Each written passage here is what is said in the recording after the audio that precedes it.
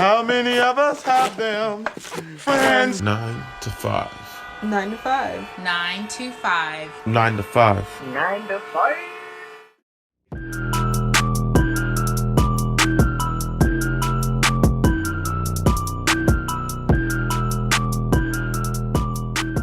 Yeah, this is a perfect time to be a drug dealer.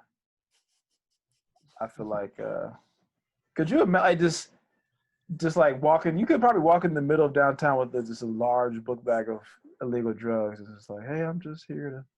Oh yeah, no. protest.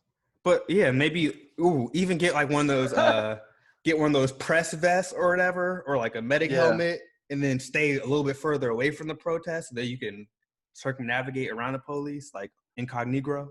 I would love right now. I would be a drug dealer, but I would drive in like Grubhub cars. Grubhub. That's what they. That's like what the weed delivery services in DC do. Like there's one I've seen this dude. He delivers them, and he has like a Grubhub like keep food hot bag. He pulls the weed out of the bag. It's like, here you go. How do you? Sir, 4 years ago, you would have been robbed. Yes. You might. Times have changed. By myself. If I see a changed. delivery man, I'm going to at least have to act like I'm going to rob him. That's some bullshit. How does that happen? Yeah. It's It's so different nowadays. Weird little white boy, isn't it? And they probably have no protection. The thing is, this around here, it's even crazier because it's literally like Uber Eats. Mm-hmm. Literally, that's what it is. Like you order it and they deliver it. You order and they deliver it. And they're like, oh, hey, I got an order for Uber Eats for it. I'd have gas, double diesel for Torrance. Why is that? Why is that the voice? I'd have, because all the Uber drivers are always Indian. They're not Indian for me. I'm Torrance. Is Torrance outside? That must be a Chicago thing. Right. 2 ounces of that loud. Have a loud pack for Torrance. Oh, Jesus. You need help. Kyle, Help. I am outside with your loud pack. Come. Don't just try so hard not to laugh right now. It's not funny. Try not to get canceled out here in these streets for No, Danny. because it's not even that funny. It's just like, It is funny. No, it is funny, but Torrance, it's funny, but it shouldn't be funny. That's how that's can the I get difference. canceled right now? You If ain't got I nothing to get canceled lose. right now, it is what it is. What you gonna lose? Exactly. I lost my job already. Who gives a fuck? Nigga. You could not cancel me. Anyways, episode 138 of the 9 to 5 podcast, a racist podcast. basically, nigga. Work, life, and balancing it all. This is your host, your white host, Danny. You got Kyle. And Torrance. This is the white nationalist part of the white nationalist network. Oh my goodness, please don't even. For our first time listeners, please do not listen to Danny. First-time listeners. For the first time listeners listening to audio, Danny is a dark-skinned black man. He's on his Clayton Bigsby shit right now. Are a nationally syndicated racist podcast. Follow us. I'm laughing at nationally syndicated. But 9 to 5 podcast. Follow us on the Instagram, all that bullshit. Just do it. Just do it. Whatever we say today, do it. Take it for what it is and do that. And we're gonna try to. I don't know. We're gonna talk about some serious shit today, but we're also gonna try to get some fucking jokes off because whatever we say for the next probably year, whatever you say, it doesn't matter. Valid. At least until we have a vaccine, anything you say doesn't matter. Right. So that's the thing. You say whatever you want, and it's literally like, okay, well, like people are still dying. Now, granted, the other thing is we're not celebrities. We don't have millions of followers, so we don't fall into that bucket of social responsibility like they do. It's going to be like 85 people that are mad at us. Like, who cares? Until 4 years from now when we are famous, then it's going to suck. And then they pull receipts. Fucking This you? suck. This y'all? This your fave? Ooh, But at that point, that's what they're gonna do to me. They're gonna be like, so this is your Torrance, king. So you supported this? Yo, problematic fave. This is your I'm like, oh my Torrance, gosh, yo, I'm so Torrance sorry. supported this action. People gonna be at Torrance's concerts boycotting him. This is a fucking joke. Niggas are dying. If I get canceled for making an Indian accent when niggas are dead all over America, I guess So you be know what, it. SNL, so be it. So be it. Fuck you. be like, what's his name? Shamik Moore. You hear about that? Don't get me started with these. Oh, Oof. maybe I should gonna be save later. that. We gotta Yeah, let's ease save into that. it. Yeah, I'm gonna save this. I gotta ease into my frustrations. 'Cause we won't get anywhere. But yeah, give us perfect ratings. Follow us, all that kind of bullshit. Listen to our podcast, The Room, Torrance Got Notes, and You Good Pod. Yeah, other than that, how are y'all doing? Surviving. Mm-hmm. Just that. Trying That to stay word. afloat. Surviving. Keeping out the way. Yeah, Mhm. it's definitely been a Mind rough about week. I'll say that for sure. But staying afloat, keep swimming. That's all you can do at this point. Have you been in the streets? No, sorry. You know, I haven't been in the streets, but I'm gonna tell y'all what they did because I had talked about this with some folk. They so my house is, I want to say, oh, y'all can see me on the thing. So like my house is here. Yeah, we're on video. We're on video now. So my house is here. Uh-huh. Here is the Grove in the Nordstrom. How far would that for our audio listeners? Like realistically, like mileage wise, mileage, it's like a mile and a half. Realistically, 2 miles maybe, what is? or a mile, half mile. Not even. It takes me 6 minutes to walk to. Oh wait, I know exactly. Yeah. Oh, you're around a corner. I'm tripping. I'm literally I'm right tripping. there. Yeah, you're right there. Max 6 minutes to walk to the Nordstroms, like in 500, 600 feet. Yes. Kind of joint. That's how close I am to it. Mm-hmm. They looted the Nordstroms. Now, mind you, they also set a car on fire down the street, but that's neither here nor there. We're talking about the Nordstroms. We're focused right now. We're focused. Keep your focus, ladies and gents. The Nordstroms, it was right there. I could have taken 15 minutes out of my day. You could have. They had. You fumbled the bag. They had Torrance would have Balenciagas. 48 They had Aldo boots. that Aldo. Torrance would have had a Chelsea boot for every weekend once the streets open back up. Every weekend, every day of the week. Torrance would have been at brunch every weekend with a new pair of Chelsea boots on. Absolutely. For the rest of 2020. You fucking hear me. That Torrance would have tore Aldo up. Would have had some new beaded bracelets on too. The wood beaded bracelets. Woo! Went to brunch without even eating. Like, let me just sit here and let me flex. Waters. Because it would have just been a flex. I'm just going out so y'all can see all the clothes I stole. Torrance gonna go to brunch just to put his brunch boots on the table. Oh, I don't need a menu. I don't need no menu. I'm just here. If I was really about that life, it would have been fantastic. I unfortunately am not. I like to stay among the living. That's the other thing. And I don't want to risk it. I just personally am not going to risk my black ass going out there. I feel like if I was a white boy, I would definitely be out there. If I was a white boy, I would be stealing every fucking thing because there's no consequences. Well, yes, they're there for anarchy and for rioting, not for exactly. The cause. Not for the cause. So if I was white, I would be taking everything because white people, y'all do y'all thing. Although, you gotta be more thoughtful. I would have been right there on Fairfax, right in Flight Club, getting all them shoes I missed out on the sneakers app. Less than a mile away. I'm telling you, it's just that's crazy. I feel like a social responsibility. Some kind of way about myself for not being out there rioting. I've never been like a outward, marching protester either. Just because I always felt like protest and then the same shit happen. Same shit over and over again. So I always felt like instead of me protesting for one night, let me go volunteer with Alpha. Let me go be part of a mentorship program. Let me go mentor somebody professionally that is let me hire more Black people that are young and then make sure I'm spending extra time with them beyond just, the meetings that are mandated to do. Yeah, I think that the key is that resistance takes different forms. By resistance, I mean protest and that type of stuff. Like you can be in the streets protesting, you can donate, but you can also use your time to professionally or like to give back. And this is the first time I've ever felt like somewhat guilty about it. Well, we haven't seen anything like this before. Yeah, I mean, because before it was kind of like I felt some kind of way, but I always felt like I was okay with doing the latter.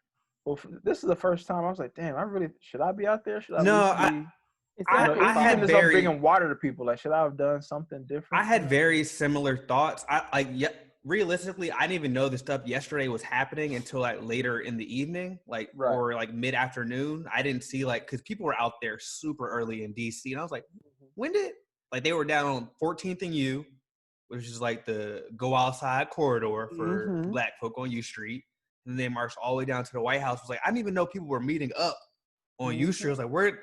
I ain't seen no news about this, no tweets, nothing, or whatever. But it's like I also have to remember that we're in the middle of a global pandemic, and as I understand, I greatly appreciate all the people who are willing to make that sacrifice to be out there. But personally, there's a lot of things that I hold near and dear to me right now that I'm dealing with that I just cannot put myself at risk for that. And I'll donate. I've been donating to bailout funds and stuff like that, and trying to use my resources in other ways. But I just can't. I personally just cannot be out there right now. I wish I could, just like you, Danny, but I just can't do it at the moment. I think it's a real honest thing to feel and say. Go ahead, Tom.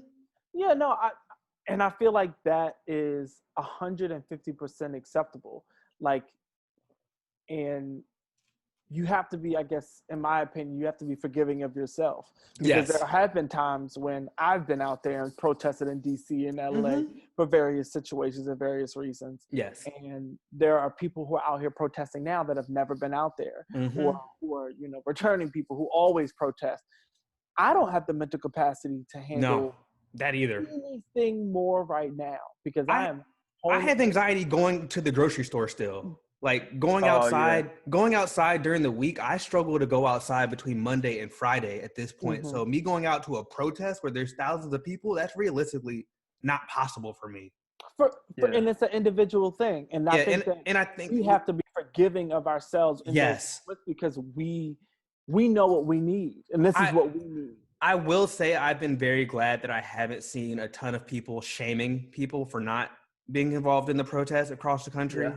I've seen a few tweets about it, but there's been a few, but I feel like the large majority of people aren't shaming other people for not being outside right now. But I think that people are also being there's other ways that you can help, and also people are being very purposeful in showing and teaching people how they can direct their efforts outside of boots on the ground.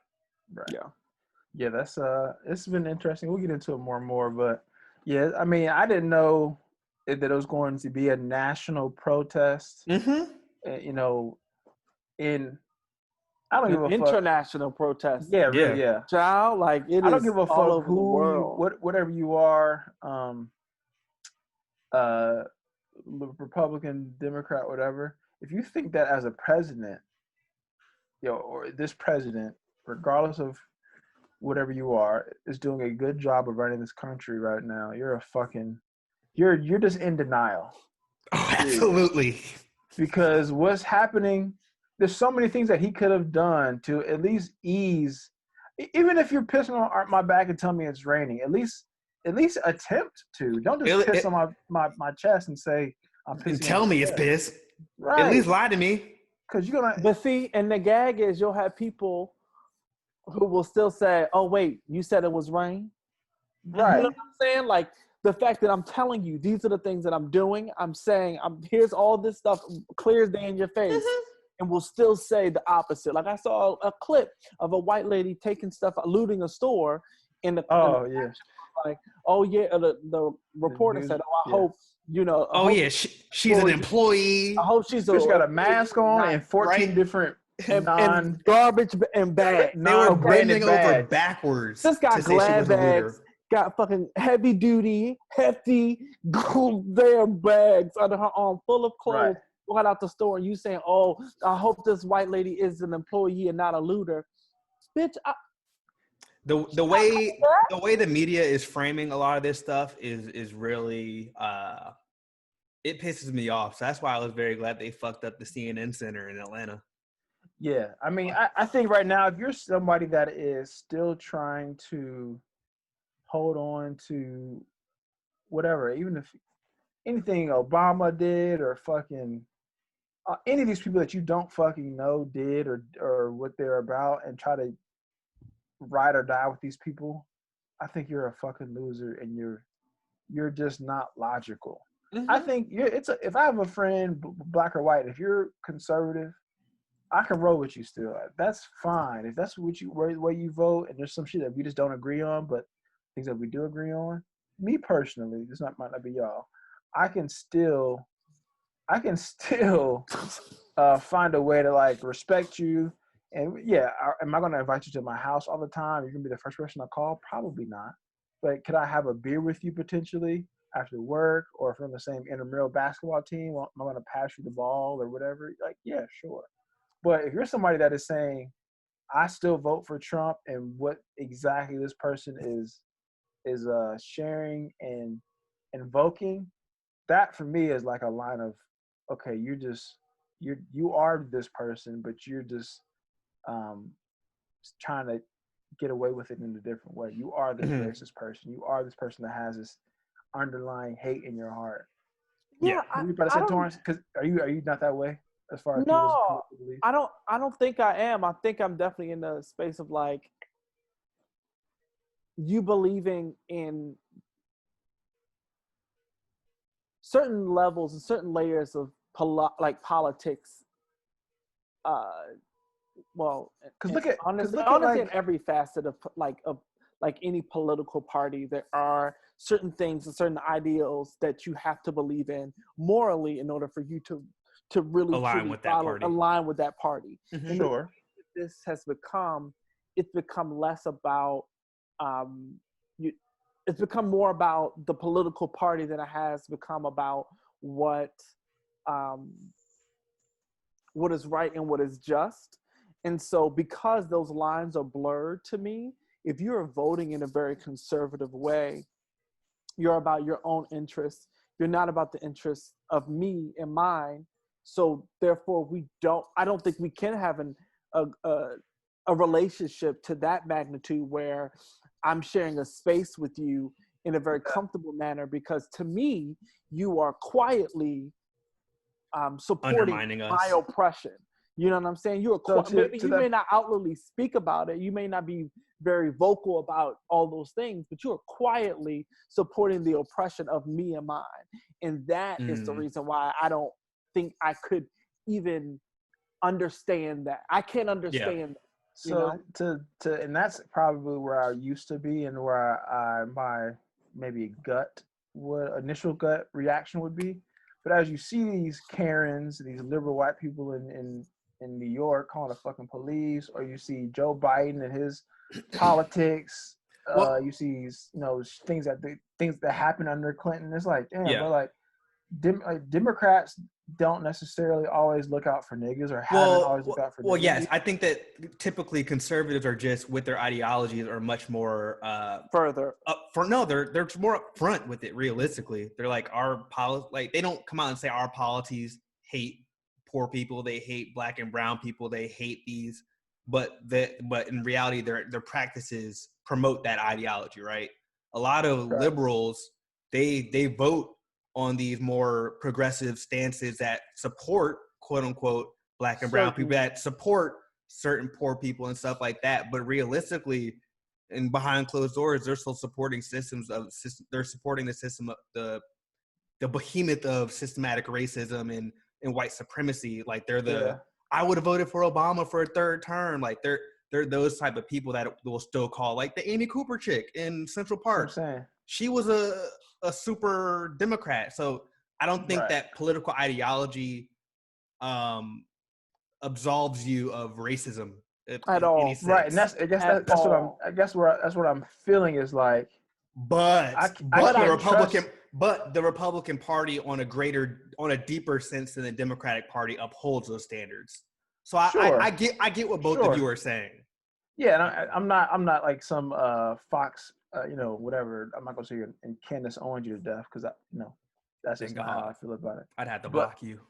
No, but I just feel like in general, Charlamagne's been saying this a lot in the public, but it's like I'm rooting for whoever is trying to help Black people the most, in a genuine perspective, not like just because you're interviewing with somebody at BET or not because you're at a basketball game, but like in general, what are you really doing to help us? Period. That's how I feel about it. Am I going to vote for Biden in a couple months? Yes. Would I ever vote for somebody like Trump? No. And could I ever vote for someone probably even close to Trump, Mitt Romney or whatever? Like, no, probably not. Not 99% sure not, unless the devil was a Democrat. But as far as the point I was making was, like how as a country can we come together a little bit more? Because right now shit is getting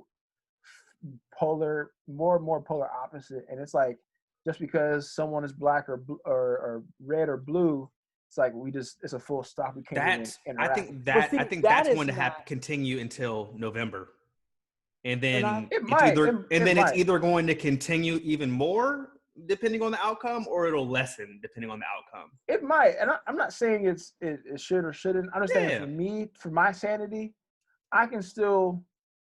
Like I said, is this person going to be the eighth person I even call on my phone? And no, probably not. I understand that we all have to make certain concessions here and there to protect our own sanity and that type of stuff. So I'm never going to knock anyone for having that viewpoint. Sorry. You have a good boo-boo? You good? I'm back, baby. Ha ha. Okay, I have no clue what we were talking about before you left. Police brutality and politics and how we just got to come together. That's all I'm saying. I'm definitely rooting for everybody Black, and I'm not even making any excuse about that in any kind of way. But if this country is going to survive, which is for the first time in my life, I felt like there's a chance that this shit could go left. We have to find some common ground. But honestly, at this point, I'm okay with it going left. The system is broken. Sure. Oh yeah, the system is beyond broken. So it's not. I'm not. But no, but I get what you were saying about left. You weren't fully talking about the system there, so I do get what you're saying. I think if there's a chance that niggas could come, we could, whether it be through voting or whatever, we can. If we want to give America one last shot to do right, or not to do right, but like, because from my opinion, America is not the nation that it thinks it is. No, we're 100%. We are a third world country wearing Gucci shoes and a Fendi shirt and Versace pants. Right. We got the most money, but I don't think we have the most leverage when it comes manufacturing, whether it's fucking education. China. Yeah, we don't own a lot of those things. Even from a science perspective, you look at the things that we needed Nazis to go to the moon, all this kind of shit. Like there's a lot of shit that we don't have. Yeah. That maybe we had 50, 60 years ago that we just don't. So we rested on our laurels for a very long time. Right. If we do want to give America a chance to fucking be a okay country, the way these white people act like it is, if we want to ever become that, then I think we as a people, whether you got hundreds of millions or $100, you got to find some way to have some commonality to interact with each other and make your own ecosystems. Whether it's black ecosystems, or we got some really rich niggas on the top of the hill, and we got some broke niggas that work for the rich niggas. But at least we all in our pocket working together to make this whole shit work. And I was talking to Ashley the other day about like when you don't have a middle class, you give niggas no hope. You give niggas whether you either got to be a multi-millionaire to survive, or you're fucked. Yeah, that's such a panic-inducing feeling of like, nigga, I can no longer just work at the post office. My girl's a fucking teacher, or vice versa, and we can afford a home and live in a decent neighborhood. Yeah, it's not realistic at all. It's going away fast, unless you live in bumfuck America. But then still, you don't have the resources that a kid that lives in a major city, New Jersey, New York or whatever it does. Mhm. You know, like it's Absolutely. Yeah, the erosion of the middle class is a very big issue, and it, like you said, it gives niggas no hope. Because realistically, you're not going to be a multimillionaire. You know what I'm saying? That's the And that shit is 1% not of the even- 1%. Go on Zillow right now and look at houses in LA, or look at houses in fucking Dallas, Texas. Look at that houses in Denver, Colorado. Not even like the biggest New York cities, but just like medium cities that used to be Exploding too. Charlotte. Cities that you would not think are crazy to live. You want to live in certain parts, it's going to be $800,000, $900,000 to have a 3-bed, 2-bath, decent house in like a good neighborhood that's not 45 minutes away from the city. Oh, absolutely. It's not just these big, it's everywhere, bro. So like, if America wants to have a chance, which if it does, it doesn't, you know, fuck it, who cares? We gotta find a way. That's Look, we gonna see if 2020 is the season finale of America or not real soon, bro. It might be, man, because it's not even how much do we really do proprietary that, like, other than going to war and like having nothing. It's not a lot of shit that we do that's like going to keep us. And that's what I had a conversation the other day. Like, you know, we've been really fortunate to live and exist in a country where we're not exposed to, I guess, war in the sense of like we're on our own soil. Yeah, on our own soil. We're not living in Syria. But exactly, we're not living in those where that is a constant and a consistent you know, experience for, you know, people living in those other countries. Yes. So for us, the war itself manifests in, you know, other ways. And in my opinion, we've been learned to take whatever, you know, take that battle and those hits that we've been getting, you know, to our humanity as people, and peacefully protest. And we'll be reminded of what Martin Luther King said, and we'll be reminded what Gandhi said. We'll be reminded what all these peacemaking people say, because at the end of the day, the system itself holds power if you can control the people who exist within the system. Yes. And control is honestly, peaceful protesting is a sign of control, because you're already saying in that piece right here that I trust you enough to protest, to say this is wrong, you should change, and with the idea or with the hope, I guess, in my mind is kind of a hopelessness, honestly, but to believe that the system will change if I peacefully say you need to change this. And society and the world has shown us that peaceful, like hope, doesn't do too damn much. Now, many will say that there was a civil rights movement, there was this and it was that. No, because assassination is what really made that change happen. Yes, they were like, wait a minute, that was really wrong. Well, violence is the thing that really truly changed it. There was the underlying message of protesting and attempting to do it peacefully. But what really took it to that next level were the riots and the fires and the assassinations and the violence that was enacted during that time. So for me, burn that motherfucker to the ground. We can only ask for our humanity to be acknowledged, but so many times. And we've been asking for our humanity to be acknowledged for forever. So fuck that. Like we can't ask anymore. It has to be taken. You know what I mean? We had to bring it to their attention and take our humanity back at a certain point. Yeah. If you want to talk about American, that's about as American as it gets. Right. But when black folk, Boston Tea Party, everybody learns about that in their U.S. history course. That was an act of that was a riot. The Boston Tea Party was a riot. The American fight for independence was a riot. Right. All of it is. There is shit. 2 weeks ago, when niggas wanted haircuts, riots. If the police would have reacted in the same way they reacted to unarmed people, the way they reacted to people with fucking assault AR-15s and shit, it would have been the same exact thing. You know what I'm saying? Like it would have been the same exact thing. Well, I wish they had reacted with half an ounce You know what I mean? of the same energy, because Which then is white what people I'm would have started saying. shooting. And that's And then what they I'm could have killed saying. themselves. It's proof in itself, right? The proof is there. Yeah. It's demonstrated every day when there are and it was like night and day. Niggas was at You the know, like, 2 weeks later, Capitol in their buildings, face, not just screaming, in the street. You going to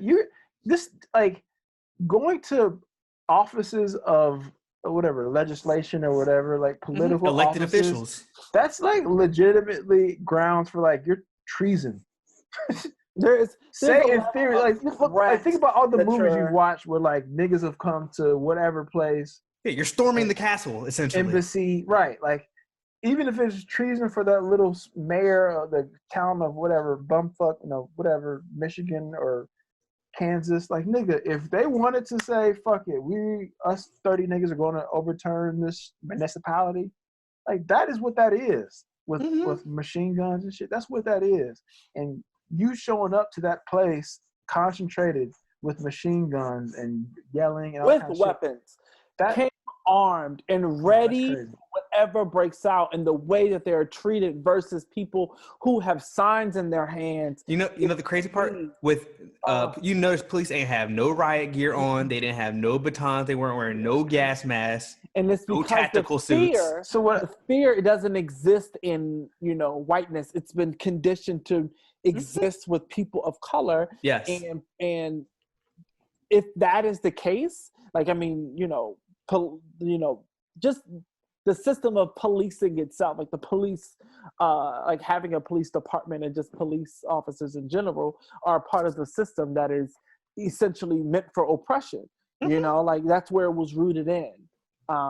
So slave patrols. There's no other way. Literally, slave patrol. So that's what I'm saying. So no matter what, you can't say shit to me, because that's what I'm saying. Right now, it's the most efficient thing that's going to happen, in my opinion, over since the civil rights movement. It's going to be the most efficient because there's going to be violence and uprising and burning of this and fighting back of this, because that is how you hit people. That's how you hit the system. Economy is going to need to exactly. They're going to need to figure out a way, or else they're not going to be able to afford this kind of shit. I mean, big corporations, sure, but I mean, shit,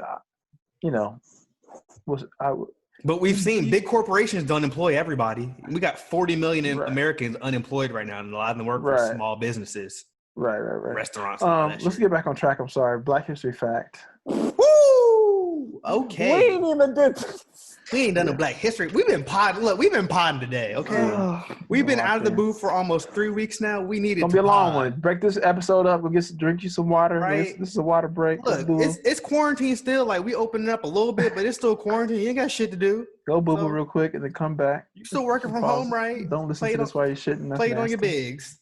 So we got 2 Black History Facts today.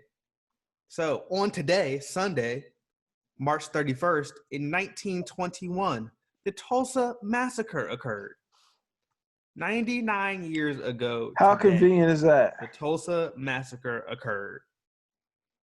Look at history repeating itself. Whole country on fire.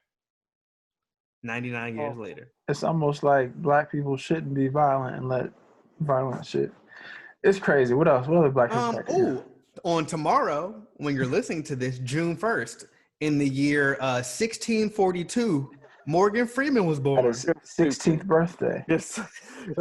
No, I'm just kidding. Morgan Freeman was born in 1937, but on June 1st. My nigga Morgan, bro. He's been old our entire life, bro. I wonder what he's doing today. You ever think about it when like famous people, what is this famous person doing today? Like right now. I think about that often. Like, what the fuck is Do it be like obscure people, or is it like people just like random, Morgan Freeman? like random black people? Like, what is the black person that starred in Pootie Tang doing right now? So obscure. Like, what was Pootie? What is Pootie? What is the nigga that played Pootie Tang doing right now? I'm sure you could go on his IMDb and find out. No, I'm talking about the last hour. No. Literally, like the last hour. Like, what was that nigga doing? Not, where are they at now? No, literally, what is he doing? Yeah, because usually I'll have Usually I'll have the where are they now thought, but what are they doing this instant? Not A whole Daniel. other level. No, I won't be in Like, shit. is he thinking about is niggas thinking about what I'm doing now? Doing right now? Does somebody in the world think? Are they what looking I'm for a Pootie Tang, the third movie, but for me to come back? Because they did a sequel. Did they really? I did not know that. I think it came out last year, actually. There was I don't think anybody saw it. Okay. Or maybe I'm thinking of another movie. I might be lying. That's nigger activity. I could be lying, but if I am lying, who cares? Nothing matters. Everything you said on this podcast doesn't matter. And if you listen to this a year from now and you're going to fire one of us, who gives a fuck? Because you know what? It wasn't meant to be. We almost didn't survive this. Just got another alert. All the Karens listen to this. Shout out to y'all. I'm calling the police. I have something new that I'm going to do. I'm calling the police on any Karens that try on yoga pants but don't have an ass. Hello. So are you just gonna stand in like Lululemon? No, if I just see them and if I happen to so be in. Oh, if you're out in public. But even out in public, oh God, hello, yes. I'm afraid. God. Thank God. There's a white woman walking around with no acetol and expensive leggings. Please, I'm scared for my life. Save us. I'm doing that from now on. Good luck. You should record it and let us know how it goes. I'm gonna do that for sure. Okay, good. Torrance, do you want to talk about weekly news updates? Y'all, everything's fucking going to shit in the news. We are we're in an election year. Huh? Niggas haven't even voted, bruh. So election year, and most niggas haven't even voted. So there's four states plus DC that have their primaries on the 2nd, so Tuesday. I just filled in my mail-in ballot last week and mailed it in. It was so depressing to even waste my time filling that out. It took everything in me not to still circle Elizabeth Warren's bubble. Yeah, because it doesn't fucking matter. Yeah, the primary is over. It's over. It's been over for a month and a half. Yeah. Stupid ass election. So now we're just waiting for who's gonna be the VP. Is it gonna be Kamala, Black Kamala? I thought it was gonna be Stacey. Nah, Klobuchar was getting some traction 2 weeks ago, but then it popped up that she had the opportunity to prosecute old boy that killed George Floyd, but chose not to when she was the lead prosecutor in Minnesota. So I think that probably dinged her down a couple of points. So don't do it. I guess we'll see. But I think that Biden's pick for VP is going to be extremely important. Can they get a black woman? I mean, they can. Absolutely. I think they can. Yeah. I mean, but what's the realistic? I think they'll get a black woman or a Latino woman. Yeah. What Latino woman of color? Well, they're not going to have as high profiles. I was reading a list a month or two ago, and it was had the top 10 realistically of who it could be, and there were a couple of Latina women, a couple of black women, and a couple of white women or whatever. But I don't really think a white woman adds much. A white woman adds nothing. That's gonna be like when Hillary picked Tim Kaine. It gave her campaign nothing. Nothing. You know what I'm saying? It just didn't piss off white people. Yeah, so we'll see what the Biden campaign chooses, but hopefully they make the right choice. Because he's senile and 78 years old or 77. He's late 70s and talking shit. You hear me? He sound like me. He said he does, don't he? He said that's some Danny shit. If you ain't black. Look, honestly, I'm not even mad at him for saying that, but he should have said that with his people, not on a radio show that gets syndicated to millions. Yeah. I am pissed that he said it because there's a level of I don't even want to say comfort, but this is it was comfort. It was comfort. It was over comfort. It has to be comfort because it's boy, I don't know you. Who the hell are you? Right. I mean, granted, he wasn't wrong in what he said. Yeah, we have to do it. We have to do it. It was who are you to say that to me? But even if you are a Trump supporting coon ass nigga, you're still black. Mm-hmm. That's what I'm saying. If you white person, let us black folk handle these niggas that aren't invited to the cookout. It was not his. I look, I agree with what he said, but it was not his place to say. Right. Like, we don't fuck with these niggas either. I can take their black card. But You we can't can say tell that. them. You cannot can't- say that. You can't take their black. I can do that. We can do Right. that. You can't. Don't tell somebody they're not. They are. He could have said it in a different way. Like, look, if you really for the black cause, Then vote for me. get out of here. I'm here for, you know what Yeah. I'm saying? Like, I'll vote for me because I'm here. But to you can't just support- say blanketed if you just not, you just aren't, your whole complexion is going to leave you. Obama ain't even say that. Right. And Obama could. If he said it, we'd be like, Right. true. You right, my nigga. You right, know you what? right. This nigga spitting. This nigga Exactly. really Damn, is that's bad. wild. Okay. Look, what made you think that was okay, Joseph? Fuck. First. White boy Joe. Shout out to my nigga White boy Joe in the building, making some motherfucking noise for everybody that's about to die. Let's go. My nigga. Jesus. About to die in this It's bitch. just gonna be a lot of prayer. It's gonna be a lot of prayer when I send in my stuff. I'm excited for My nigga Trump come back for FOMO, bro. It is what it is. It's a wrap. I'm My excited. nigga, but I'm It's a wrap. excited Comes to back see what the FOMO. world is gonna come to. I mean, honestly, I'm just preparing myself so that I'm not disappointed. I'm gonna Well- say something that I might get. No, I ain't gonna say it. No, say it. I've already You said gotta so. say it You gotta now. say it now. Fuck it. It You is got what it to. is. This is real bad, and I'm gonna have to go and repent after I say this. I mean, it's Sunday. You still got time. Yeah, I never wish ill on people. But you want Trump to die? I feel the same way. If he has not to say die, just like get corona and struggle a lot, and then like not, Struggle a lot. and like maybe make it, but like corona's still doing her thing, But be on death's door? but be like not. No, honestly, Torrance, I'll say it. I will and then be like perfectly. and then like Look, karma do the rest. Torrance, I will say it here. I will be perfectly fine if Donald J. Trump died. Oh, No, I would be about to get okay. taken off I would the- lose any sleep. Yeah, I wouldn't lose. I wouldn't shed a tear. Yeah. I wouldn't lose no sleep.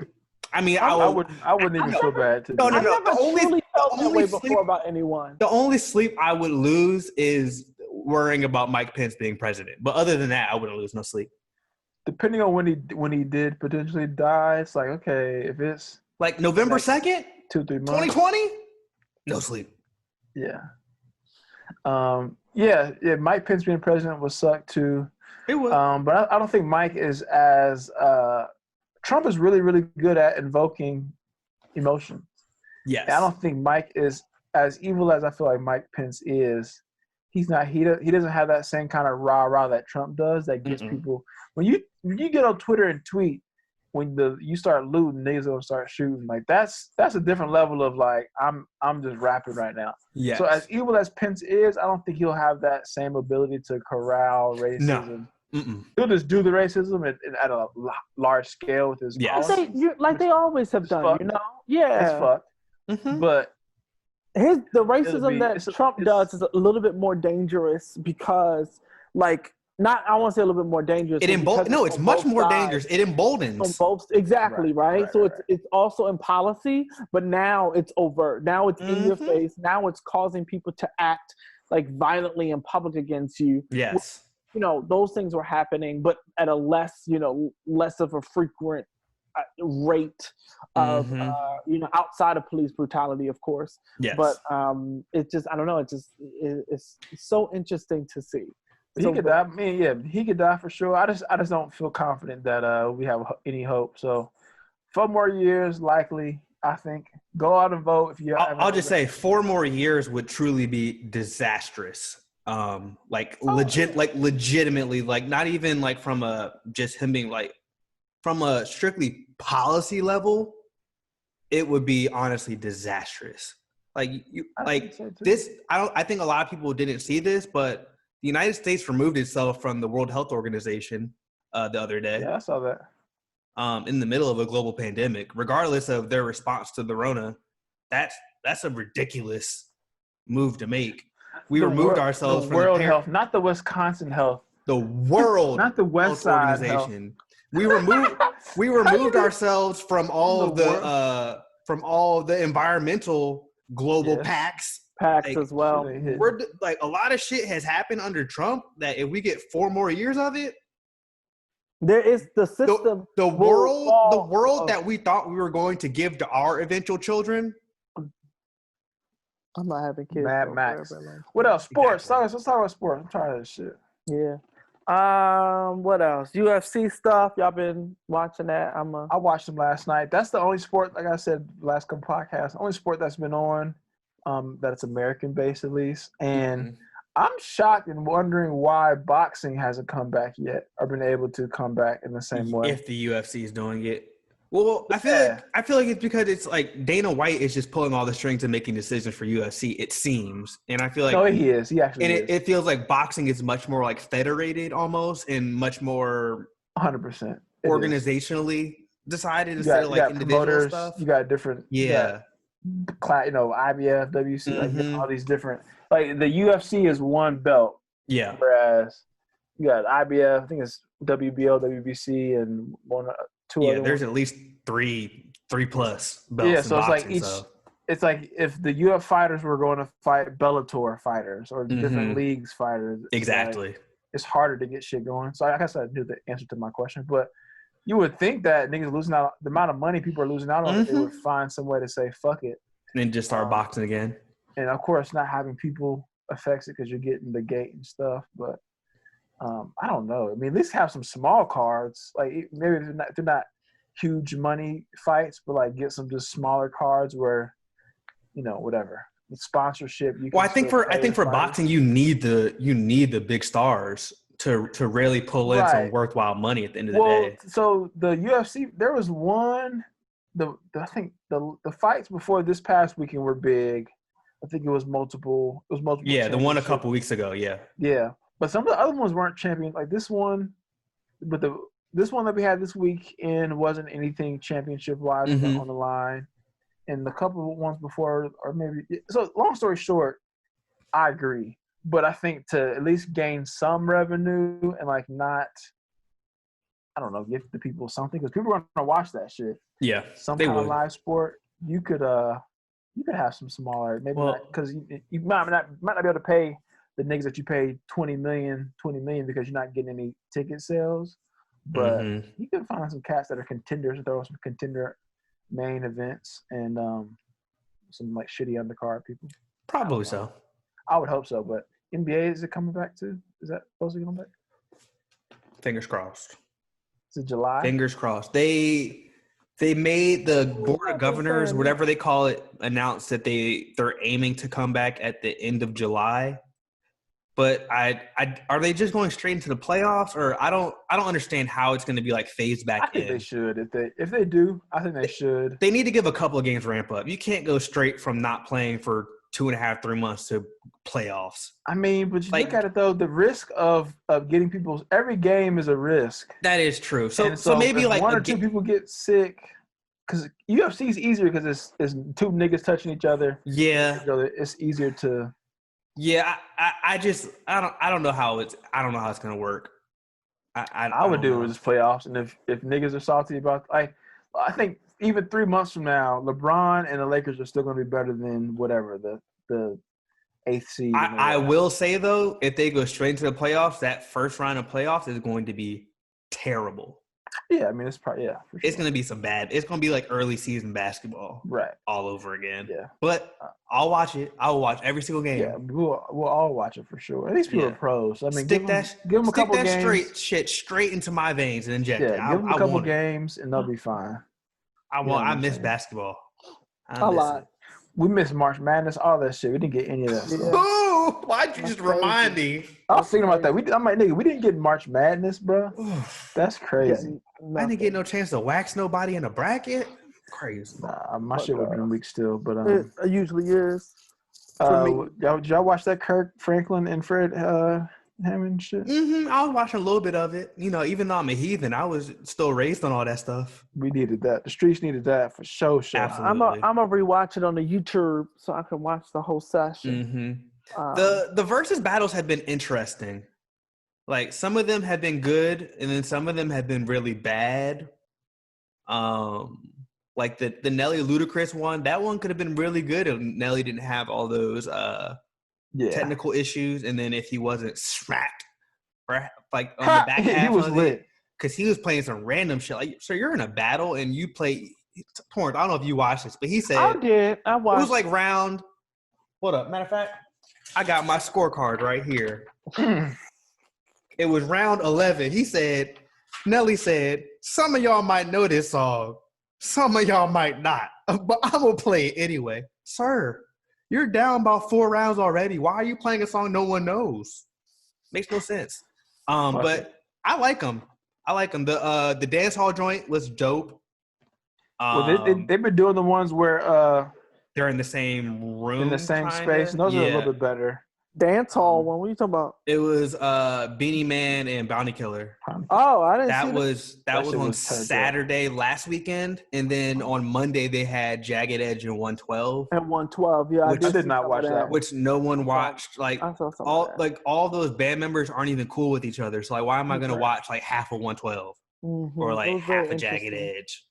And I heard Jagged Edge had technical issues too. So yeah, they gotta do it to where they can bring the people in the same room, like get them tested or something, put them in the same room, or use a different platform. Yeah, that's not Instagram. I mean, I think if you put it on whatever versus.com and have a Twitch or something, I would assume that you could do it, right? Yeah, I was listening to Joe Budden podcast earlier this week, and they called Swiss while they were recording, and they asked him about that. Or whatever, and he was like, "We're still trying to figure out the best way to do it." He gave a big runaround answer, but he was like, "We're trying to figure out what's best to do, and we'll make that move when we make it." But we're not. I think it seems like what it seems like is that they kind of stumbled upon the idea and said, "Let's just bootstrap it," and then it got bigger than maybe. I mean, who knows what than they initially expected. These are super smart people, so maybe they did think it was going to get big, but apparently it was something that they were already in the works of making, and then I heard that pandemic happened. Yeah, and they were like, okay, like let's do this. Yes, sans pandemic, I don't know if you're realistically getting 500,000 people on a show to watch Ludacris and Nelly. Absolutely, you know what I'm saying? Because niggas definitely be at open mics and at brunch. You got other shit to do, living their lives. Like watch TV, live programming. You know what I mean? Like, watching football, watching basketball, again, and all that stuff. Yeah, so there's nothing for them to compete with, really realistically. So now, this was like the perfect time for it to be happening for them. And I don't know if they like moved up their like launch timeline and all that other stuff. But I think it's a really cool concept what they're doing, and it's like giving legends their flowers while they're still here, which I'm always a proponent of. But I think it's really dope. What's another battle you want to see? I know Jordan was tweeting us Torrance about the Mariah and Beyonce. So Torrance, do you want to go on record on the pod on what your stance for Mariah versus Beyonce would be if they did a versus?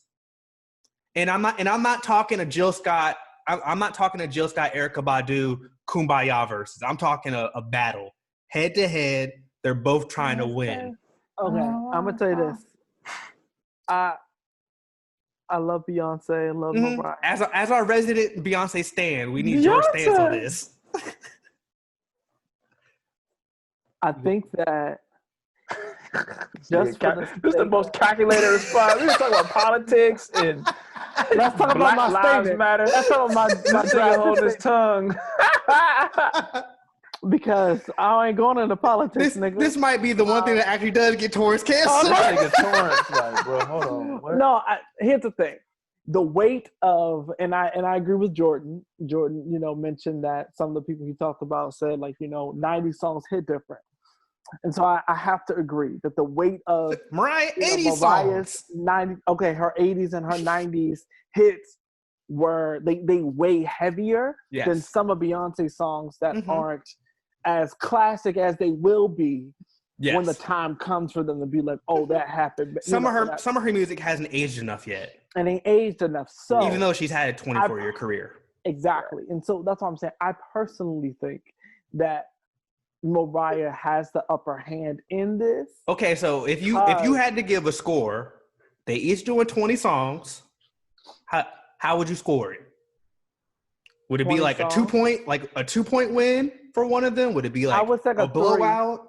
No, I don't think it's a real blowout. I think it would be Because Beyonce can still do song. fucking Destiny's Child shit too, bro. I don't know. Exactly. Like, that's what I'm saying. I think what it'd is be a 3 to 4 thing. Beyonce going to play when Mariah does "All I Want for Christmas"? Is you? Well, that's what I'm saying. What would her response be? No. As a Beyonce fan, I want your answer on like what realistically, what would Beyonce? What do you think Beyonce will play in response to that?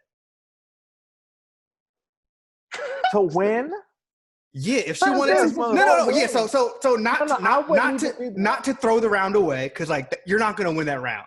But if she was trying to win that round, what would Beyonce play in that round? Does she have a Christmas album? She does. Destiny's Child does. Destiny's Child does.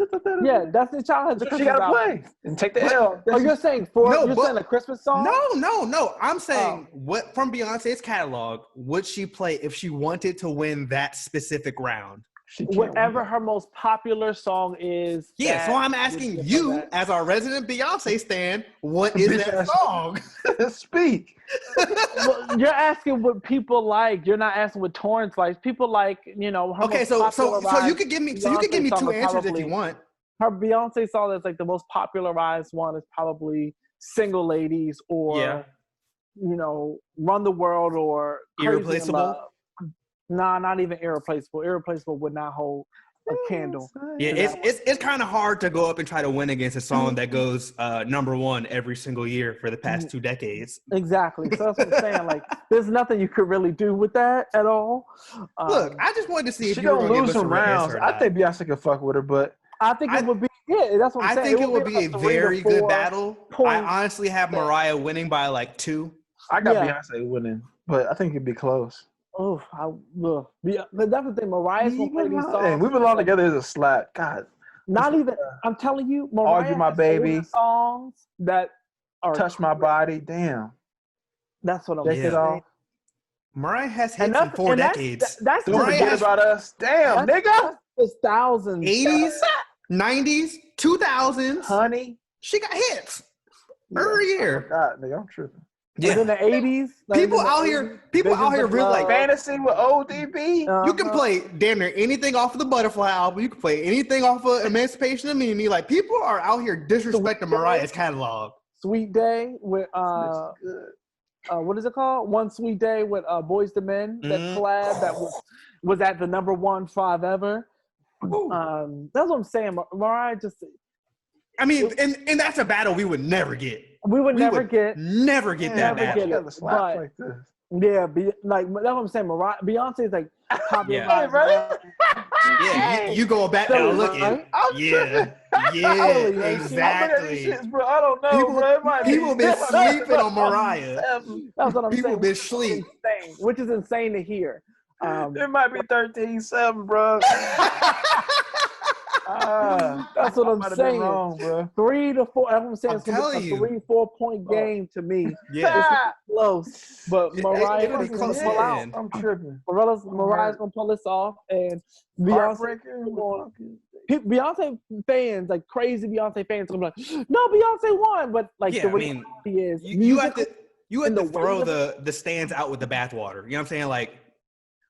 Because Mariah playing the duet, her and Whitney together. What you gonna play when you believe? What you gonna play up against you when you believe? Thank you. It's just like, there's certain songs that that Beyonce will just take the L on. Yeah, she wouldn't have a response to. She wouldn't have a response. And it's okay because it's Mariah, and Beyonce wouldn't be Beyonce without Mariah. You know what I'm saying? So exactly. I'm. What are you playing, Danny? What is he playing now? It's not nearly high enough. Touch my body. Out of my face. Damn, I got them fucking slappers. I'm tripping. Yeah. What else could we do? So I actually have a question for y'all with verses. Do you like how they're just like every week they're announcing what it would be, or would you like a slate? Like like when somebody goes on tour, you have their whole city listing. Would you like to know that on June 30th XYZ battle is happening, and then on August 7th this battle is happening, or do you like being like surprised with the new updates? It'd be nice to know like at least a slate. Like if it was once a week, it would be nice to know maybe a week or two in advance so you can get excited for it. Yeah.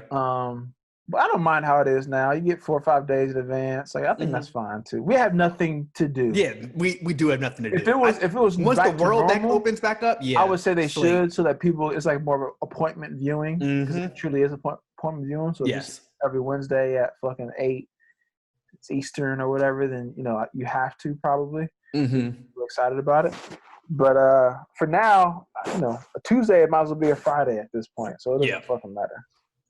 Half the world is unemployed, so it really doesn't matter. So Who else would I want to see in a versus battle? I don't know.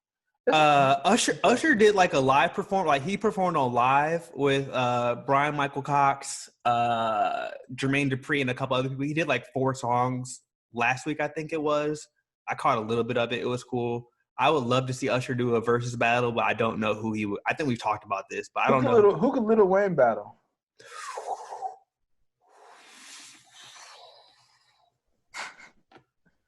That nigga's a legend. Yeah. It would have to be another legend. I don't know. Are we doing it by era? By era, right? Yeah. I think you kind of have to, maybe? yeah. Kanye. He beating the dog shit out of Kanye. Oh, Kanye, bro. Danny, think about how much music Lil Wayne has put out. Lil Wayne's put out more music than Gucci Mane. Okay, nigga, you gotta yell at me. Kanye cold though, bro. But if you talk about producing and rap, I think there's 2 different styles. So yes, there's similar eras, but I think it's like to have that Manny Fresh and what's his name? Scott Storch. It's like stylely different, stylistically Scott different. Storch won, but Manny Fresh, yeah. I don't know. Yeah, Wayne is a tough one. I like to see Wayne. I would love to see Snoop. Jay. Crazy. DMX would be crazy. Yeah. So I don't know. There's a lot of legends that I would love to see. The only thing I don't know about some of these dudes is the ones that like aren't super like public and in the public eye all the time. Like I don't know how I feel about them filling the dead air in between. Like I mean, like I don't know how that's gonna work out or how that will play. So Be the Migos versus Travis Porter. The only thing with the new people is like, would you want to hear 20 Migos songs? I would, nigga. 20? The best Migos song? Yeah, my nigga. The best Migos songs, Versace, Hannah Montana. I would be going up. I'm not gonna lie, for the more current, if they were to do more current Bad and acts, Bougie. if they were to do more current acts, I would prefer 10 tracks. Sure. Not 20. Sure, because they don't have the catalog. Yeah, that's what I'm saying. From a just strictly catalog, I would prefer like 10. 15 or so. But if you give me some Young Rich, anything off Young Rich niggas, you give me Versace. Oh no, that would be dope. Come on, bro. That would be dope. Versus whoever, Young Dolph. I don't know if so. I think like a couple younger producers had done some like on their own. I don't know if some of these dudes would want to do it for the culture. You know what I mean? Like a lot of these dudes are still chasing the bag. And I think Migos would, because Migos are like, they're like young OG. Niggas has been around for a decade now. The niggas are like, they are kind of. Yeah, I mean. Torrance, who you want to see, like Pavarotti? I want to see like Soulja Boy. And honestly, Bow Wow would be good. Okay. Bow Wow was smoke. That's what I'm saying. Bow Wow and Romeo. Like, Romeo has like 18 songs total. Yeah, I was about to say. Period. Yeah. Bow Wow would smoke him. But he would be good, like in the newer era. Yeah, I really want to see Soulja Boy do one. I think that would be hilarious. Who could he go up against though? That's what I'm saying.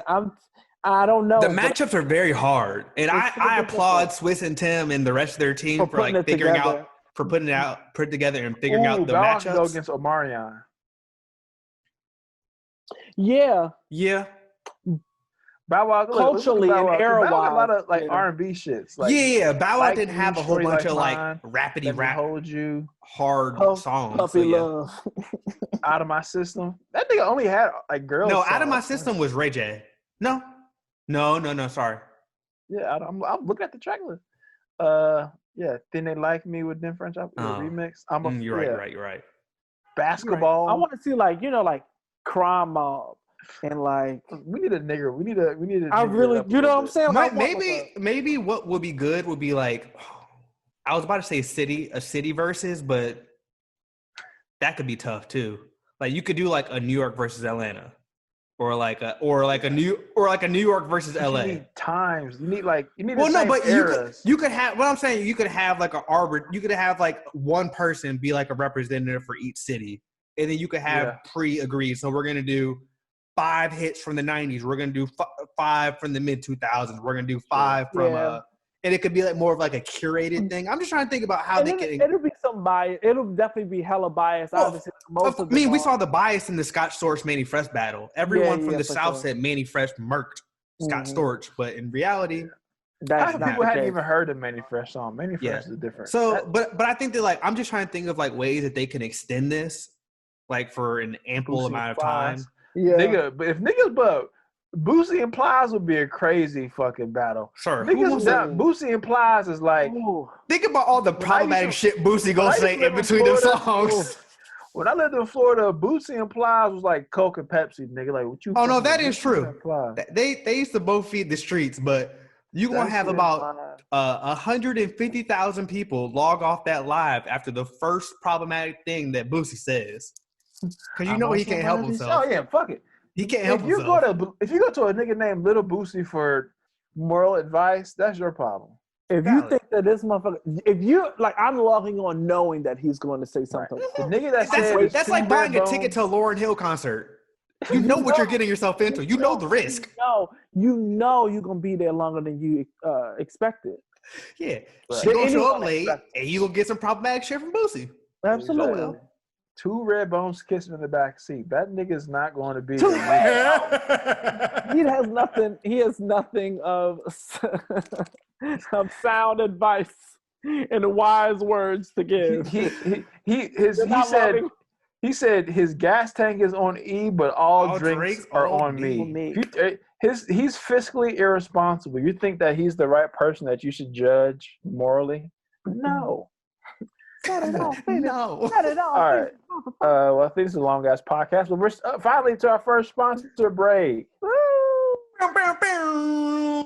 This episode is brought to you by Locked iPhones. Even if you looted them, Apple gonna brick them shits. Uncle Luke might be the name of this podcast. Uncle Luke. At the end of the day, you need help, Danny. Like I said, just think about all the things that my closet could have been. I think we had a Chelsea boot wall. I would have had 45 new listings on StockX this morning. Are you kidding me? Let's talk about paying off debts, okay? Do you not selling Balenciagas? These what? That fell off the back of the ones, that fell off the back of the ones that look like socks. Yes, I would have had a lot of monies. I would have had them. You got what? I got a size 9. I don't even wear. Got a size 9. I don't even wear a size 9.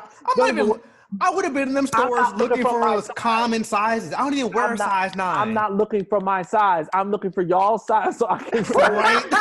Exactly. I'm looking for y'all's size. What size do you wear? Size 9 and 10 in men's. Comment right now with the sizes you wear. Because I'm selling them shits to you right now. For clothes, I'm looking at mediums and larges.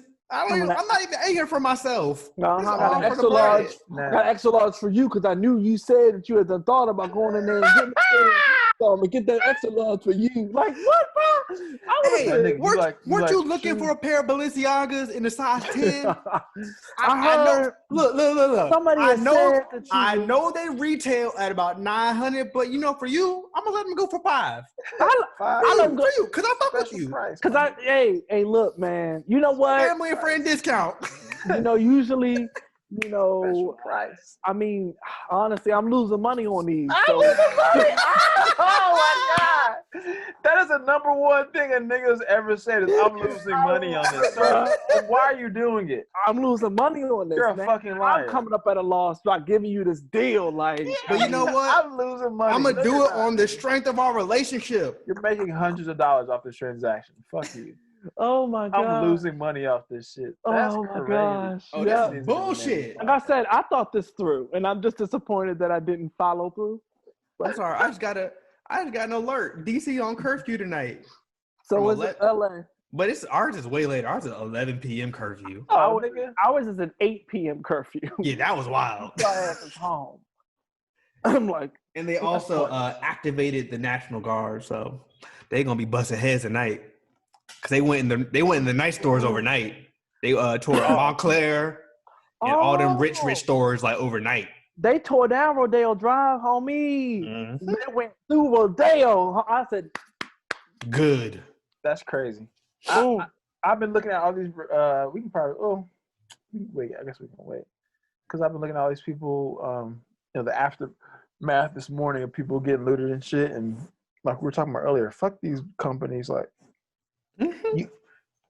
us as a people, we've gone through so much that we have to. If we feel like kneeling before football games aren't enough, you feel like peacefully protesting is enough. You feel like whatever, fucking, just abiding by the law. And if you did go to jail when you were younger, doing right now or whatever the fuck it is, having a legal gun or having the fucking your license updated, doing all the shit that you just try to do to be a regular person that maybe white folks don't have to do, and things still happen to us. Yeah. You poke the bear for so long, these things are going to happen. I was looking at people that like local Chicago businesses, and it's been interesting because I've seen some businesses that like weren't even in the path of looting. Yeah. That got like robbed. Like Joe Fresh Goods. Yep. Probably one of the biggest like independent streetwear brands in Chicago. His shop, Fat Tiger Works, was like him and like 4 other brands on that space. And Joe Fresh Goods is, if you're anything familiar with streetwear, is like top He's a 15 names in the game. And they got robbed, and it's like, damn, like that shit is that shit a part of the real protest? No, and looting? it's not. You're just robbing niggas that are. It's capitalizing off of the moment and capitalizing off of like the anarchy. And I think people have been because earlier yesterday I was like, man, yeah, because my thought has been what's happening to us as a people, what the police do to us. There's no name to them on who they're hurting. They don't take an account of, okay, this black person has a family, or this black person. Or even if they're killing white people, this person has kids. They're just fucking doing something that is either because they're fearful or they're just in such a weird mental state that they feel like they need to be aggressive. So my thought was, what's going on is, okay, if they're on one street or one part of town and they knock down Target, Macy's, and so happen to knock down Uncle Jim's Barbecue Hut, and that's a black, establishment. It's unfortunate, but like us as a people in such a time of rage, we're in that same boat of we don't fucking see, we're not always thinking about not hurting this person. For the most part, you can't ask people to direct their anger in a moment of being pissed off. You think about your own, like if you get extremely angry, it's blinding. You don't know. Usually if take yourself out of a riot. If you get super pissed off, you go blank. You don't know what the fuck you're doing half the time. So you throw in crowds, anger, like just being tired of the whole system. And this is not anger from one incident. This is anger. Yeah, it's pent up. There's going to be some strays. You know what I mean? Unfortunately there's going to be some situations where some people who are on our side do get caught up. What I will say though is, we see that, you know what I'm saying? Like, your building realistically can be replaced. I guarantee you, if these black businesses set up a GoFundMe tomorrow, they'll be funded. Like, there was one I saw on Twitter earlier today. There's one black business, his shop got burned down, right? But he was like, look, my shop can be replaced. George's life cannot be replaced. It's never going to come back.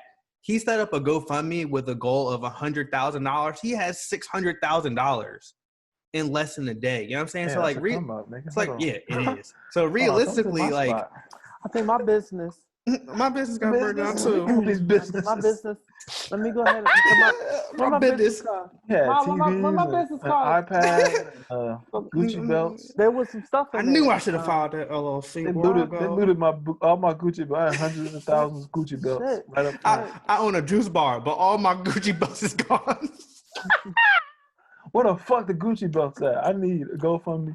Hey y'all, hey guys. Where my Gucci belts go? They I had one of the largest Gucci belt situations in North America, collections in North America. With your help, please, could you help restore? But it's real though. Like even if you notice, like in yeah. LA, they tried to stop most of the riots before they crossed into West a whole Hollywood, nother before they thing, crossed too. into Beverly Hills. They weren't trying to protect the Fairfax area where Right. all the streetwear brands are and stuff like that. They said fuck them areas. They let it go. It's like when they let South Central burn during the '92 riots. Right. It's like they pick and choose what they want to protect at the end of the day. And you see it every day. And so that's why I'm like, with these, I think there can be a way of, calculating it. I think that it has to be extremely organized if you're going to do it. But I don't think this is a calculated situation. And because I think it's calculated to some degree,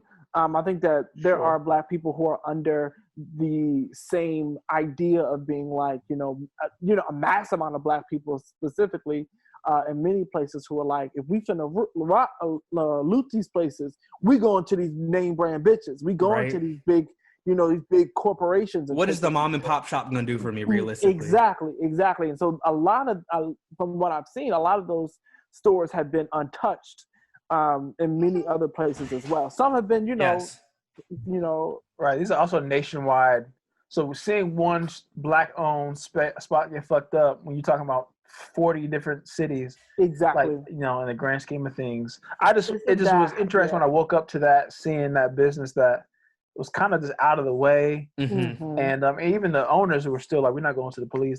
They're also like, we're going to find out who did this on our own, whatever. But it's just like, I know people have been saying that. Killer Mike said shit like that. And it's just like, at what point do us as people, should we be like, hold on, this is too far? Or I don't. Like, so now, I don't think now is angry. the time to worry about property damage. And like I think too, realistically, right? And I just think it's a thought to be like, when is it? But for me, like the way I brought it up was like, when we're getting killed, that's not a calculation. Maybe it's a calculation of deliberately, I'm going to hurt somebody today, but like.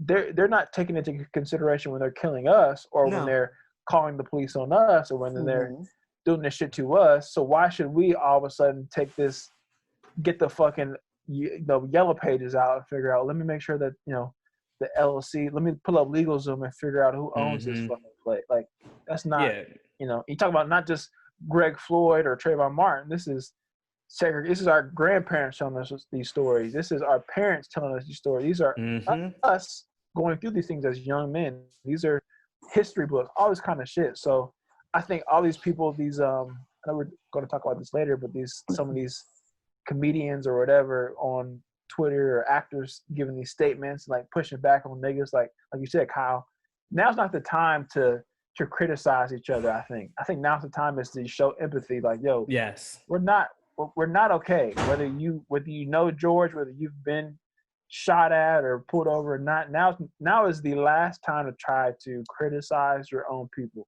And I also think that many people, kind of what I tell people who have that or who have said that, I've kind of responded to only one person via Twitter, but I was like, there's a cause and there's an effect, like the cause of this is, or the effect, the after effect is because of this. Like, like every action has a consequence.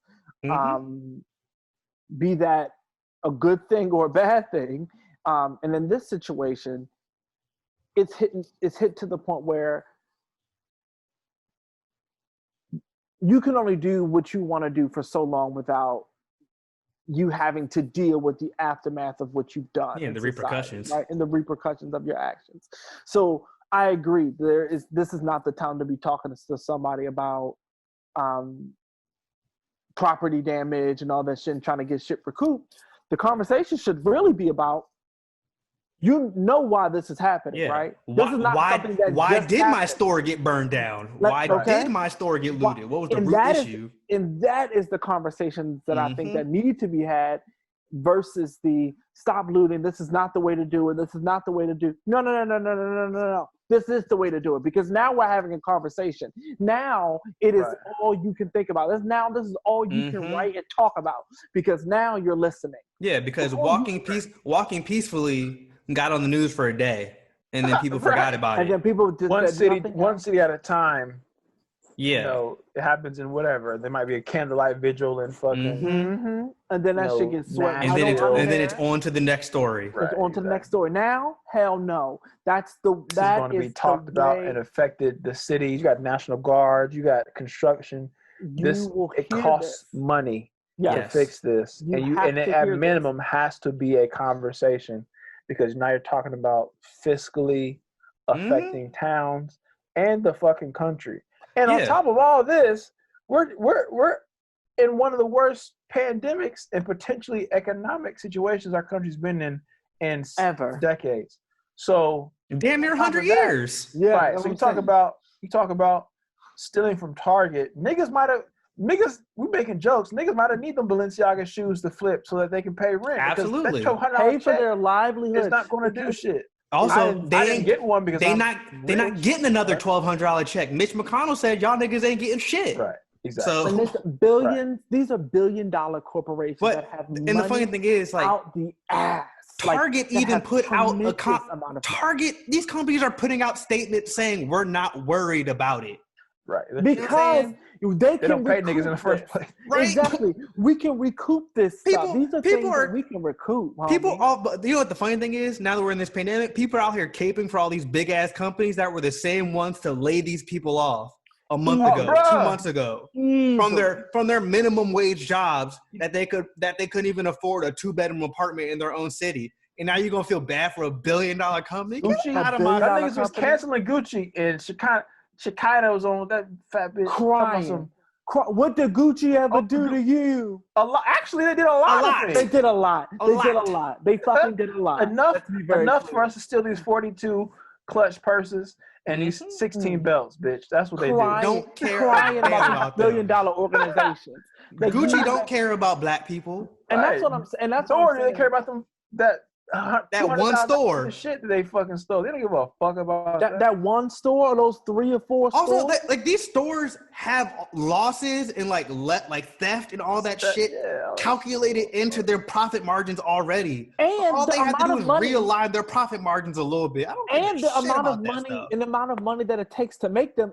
It's not nearly as much as how much they sell it. Right, the cost. It's not right. If a person is $5,000, not like they spent $5,000 to make that. They spent $1,000 to make that fucking bag, a couple hundred at most when it comes to shipping. To make that bag. They're just selling it at that price because that is what you dumb motherfuckers said it's what it cost. Right. So maybe the opportunity cost they lost. Whatever that $5,000.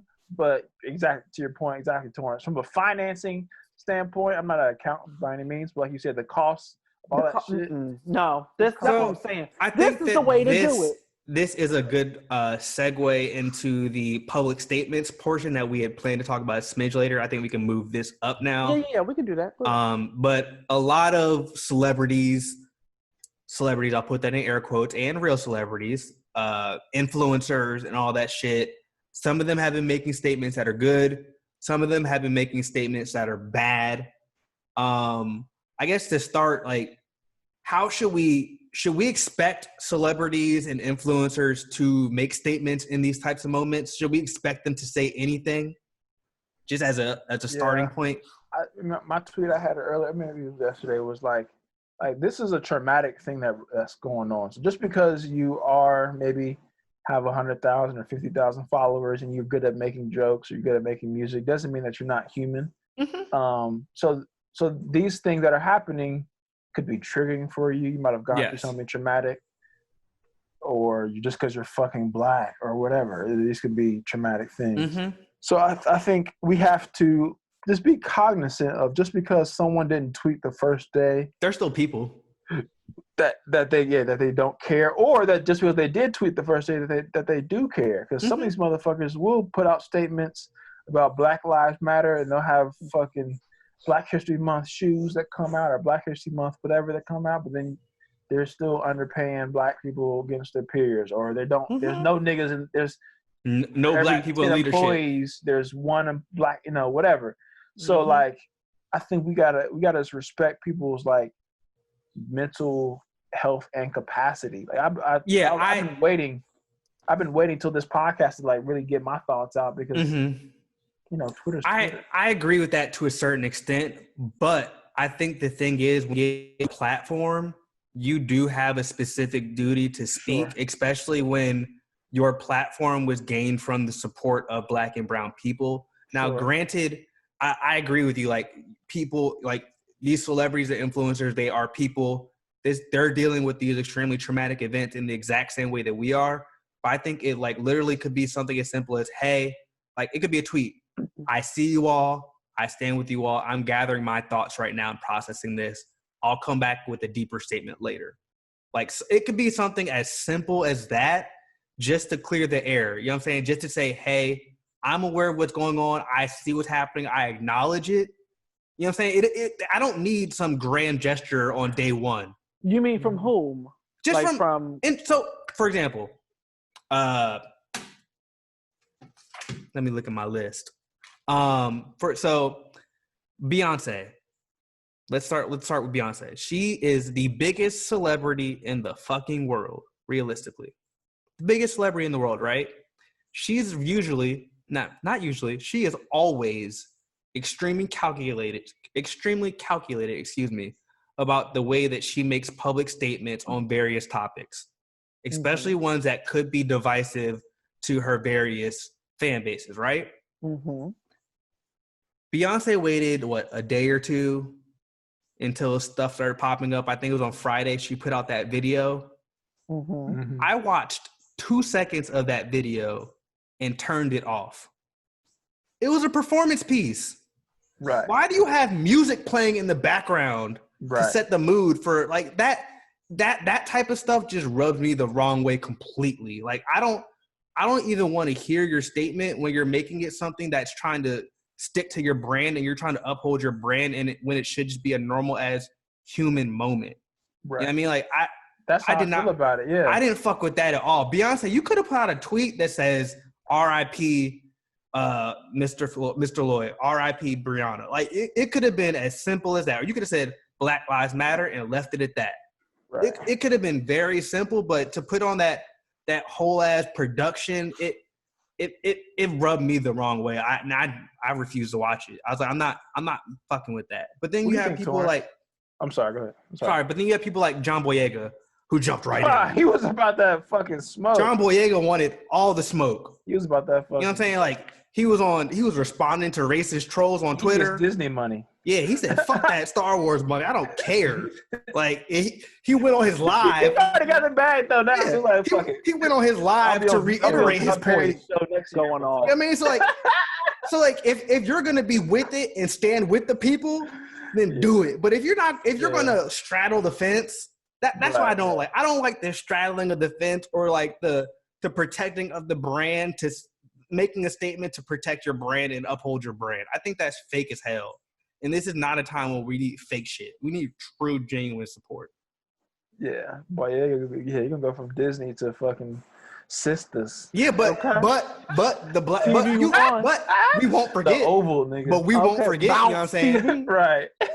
Even if he was in Tyler Perry shit from here on out, I'd watch it. I don't even watch Tyler Perry shit, but I'll watch that. No, that's. I mean, it's where that goes to the point where it's like, nigga, if I lose out on my next $20 million for this, it's integrity. $20 million, probably that's 20 more than I thought I was gonna get. So y'all can suck my dick, and I'm gonna go over to Tyler Perry or whatever, So that's respect out to that nigga, because I was, especially for him not even being and of course there's racism all over the world, but he's not American either. Yeah, he's British. Yeah, I mean, it's hard for me to criticize someone for speaking out when I haven't said much myself, because I have a lot of thoughts and I have a lot to say, but me tweeting it or me even making a video wouldn't even fully. You ain't got millions of followers either. True. And I also don't have millions of followers. That's true. But it wouldn't truly just captivate all that I'm feeling and all that I think and the things like, us talking about this, is the deepest I've talked about it because I know that we can dive into this in a more intellectual level. And I could just say, the things that I've been thinking over the last couple weeks. So, I mean, it's hard for me to say that it's disgenuine for Beyonce to say that and it was only a political or a brand saving. I think it was calculated. Thing. Yeah. It was very calculated. But I don't think that being calculated is wrong. Well, that's something I always tap her. That's something I just don't fuck with her in general about how she does. Her brand, her team is very, whatever. But I don't think being calculated is wrong because I feel like Joe Biden isn't calculated, which is why he fucked up. Well, yes, I think so. I feel like you do need to be calculated to a certain extent. Like there's some things you can say and some things you can't say. Even if you publicly believe that niggas shouldn't be looting, that's not your public statement right now. You know what I mean? I think that's a level of calculation. That's appropriate. And like I said, I agree that you want to feel authentic. You want someone talk to you, even if it's calculated. That's what I'm saying. Yes, that's the word. The level of authenticity. Yes, there we go. I want authenticity in the message, even with that calculation. I want it to feel real versus it's feeling like it's just a circus. It's just even if a team wrote it, you want to feel like okay, at least they've got her what she wanted to say in the most articulate and concise way. And honestly, like I know I'm talking a lot of shit about Beyonce right now. I don't really care if her stands come after me, whatever. But like I know that she does a shit ton of work for Black people. I know like in a lot of the stuff that we will never see or hear about, I know that she's doing a lot of stuff. But I think that like when she makes these statements, like when the world is paying attention or like waiting for her to say something, I would just hope that someone who can get 100 million likes on an Instagram photo would give us a moment of authenticity when the world and the country. I can't even comment on it. When the country is in such literally, it sounded like an ASPCA like video, like sad puppy music. Like that's that's the vibe I got, and so I turned it off. Yeah, like, I don't want to hear the message you're saying when this is the mood you're setting. It just seems so fake to me. Right. It's manufactured. I get it. Yeah, and there we go. Like, I get it. I can't. I just couldn't rock with it, honestly. I think that the message itself, though, like I don't know. Well, your message gets lost. She could have been saying the most amazing shit of all time, but we all know packaging is important.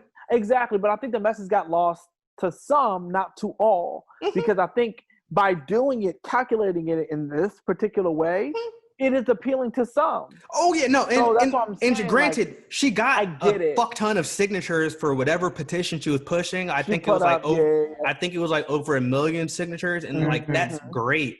But me, I would hope that someone who Black people have given thousands of dollars to over the years to support her, like people who Black people have put dollars in your bank account, Black people we've made your career by supporting you.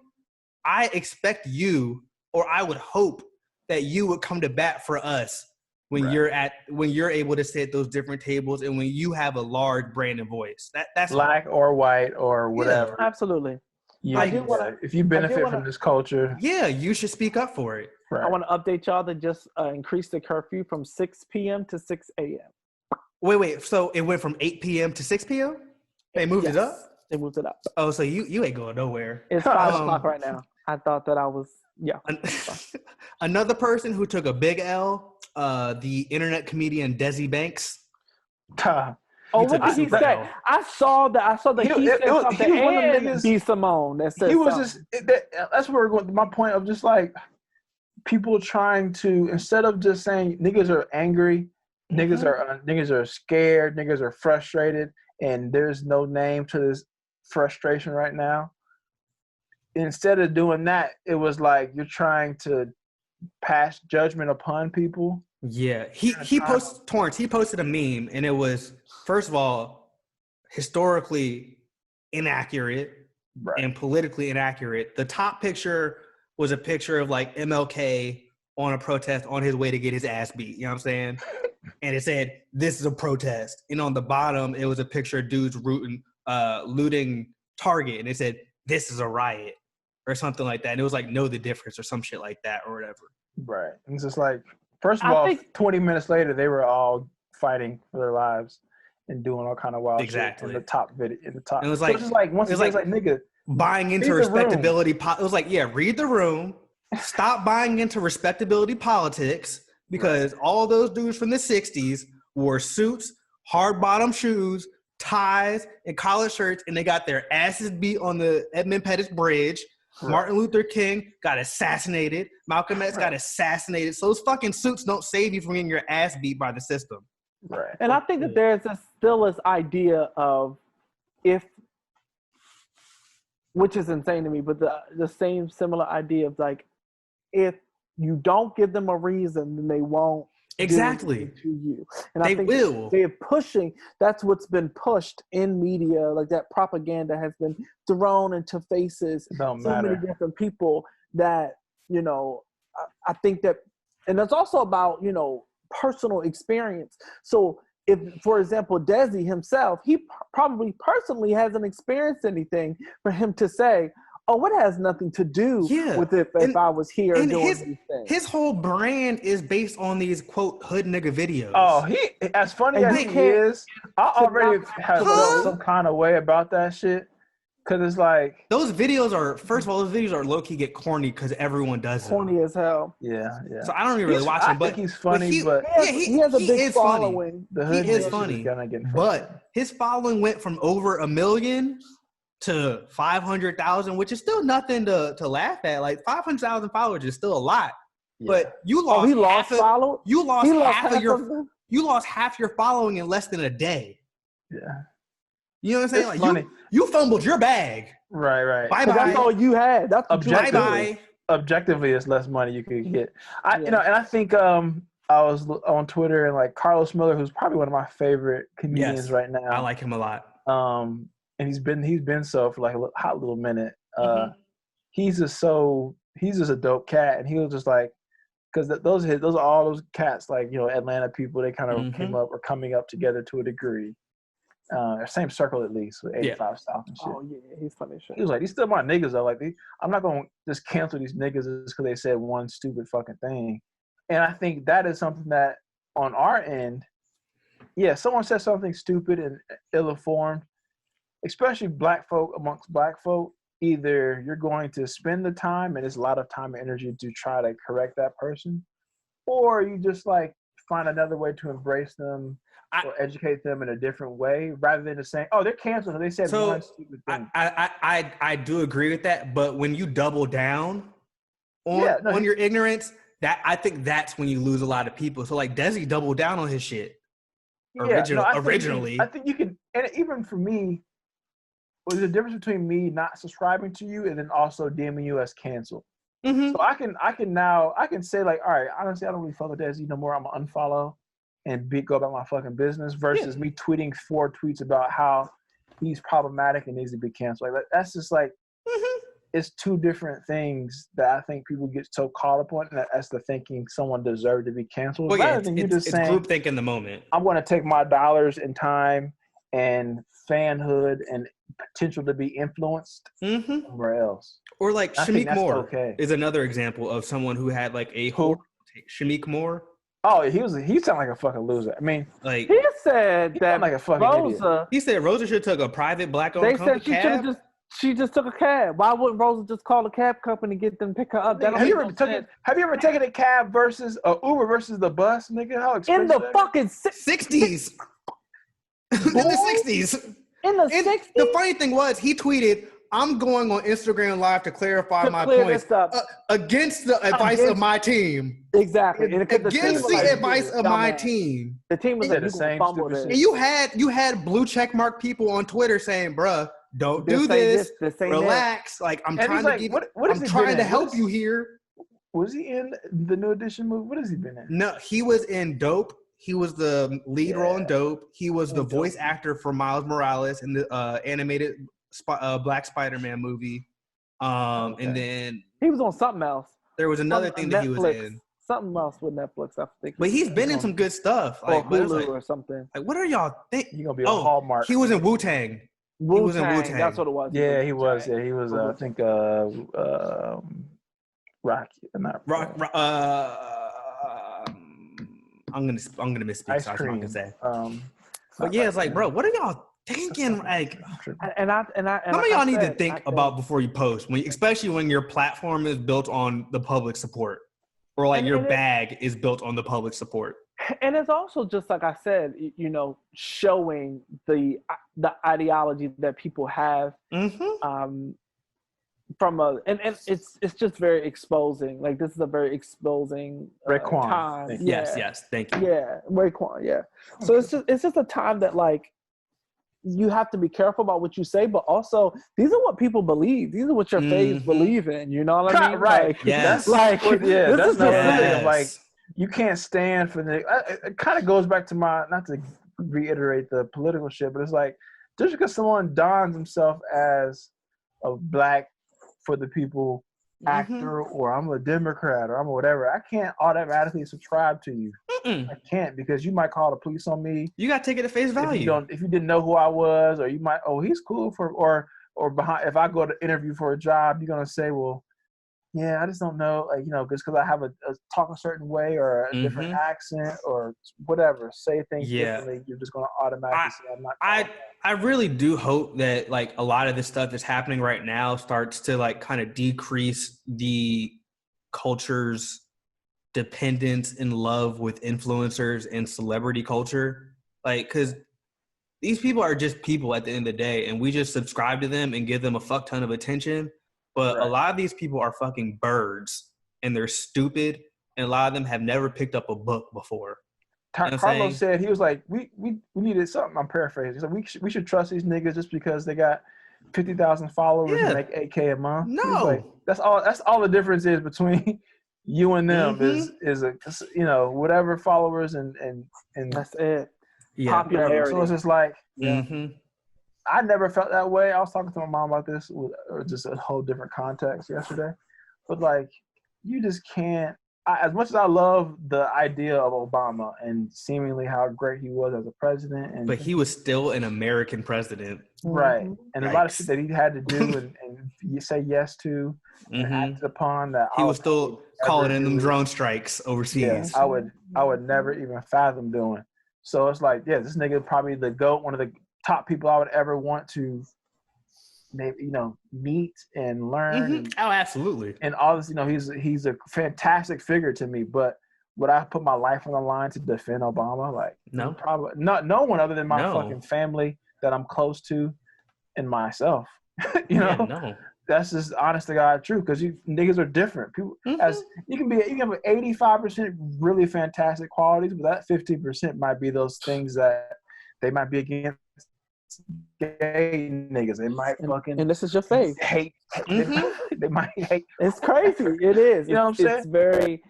It's like I said, it's very telling of who you are, and very exposing. Like, I see you, and I'm happy. I mean, personally for myself, I've always been that person, like, to marvel in the truth as it comes out. You know what I mean? Like, when I finally get to see you for who you are, I'm like, this is excellent. I'm so happy. I'm so pleased by that, because now I can make my decision and be like, I don't want to fuck with you because of who you are. Not this public persona that you've shown to me, or like this fakeness that you do. And I think I have a problem with that. And so I get that, Kyle, especially when it comes to authenticity and just sort of seeing people's true colors. But I mean, this time is it's just so uncertain. In the midst of a pandemic, of a global pandemic that is killing hundreds of thousands of Americans, simply for being out and about, and curious to see how this corona shit is going to spike the fuck up. after everyone has been protesting around each other and The hugged next up 2 and weeks, I'm afraid to see what the holding numbers are going to hands. be. Yeah, Because that's almost probably reversed all the work we did to flatten the curve of having Yeah. these thousands and thousands And of people. plus, states are reopening now. yeah, So and adding that in as well, you know. it's So going to be a dangerous couple of weeks, realistically. and that's what I'm saying. Like, it's going to be, and I say this, you know, maybe it's not a hot take, but this is about to be a very fucked up month coming up. Like, June is about to be very, very difficult because of everything that has happened. Like, you know, it's one thing. Like, yes, there have been protests, there have been riots before. Those things have existed, but not in the midst of a overtly racist president that is putting together legislature and tweets that encourage the act of violence against citizens who are, you know, people of color who do not have the same ideology that, you know, they have. Imagine if Obama said, "Hey, if they start acting up, shoot them niggas."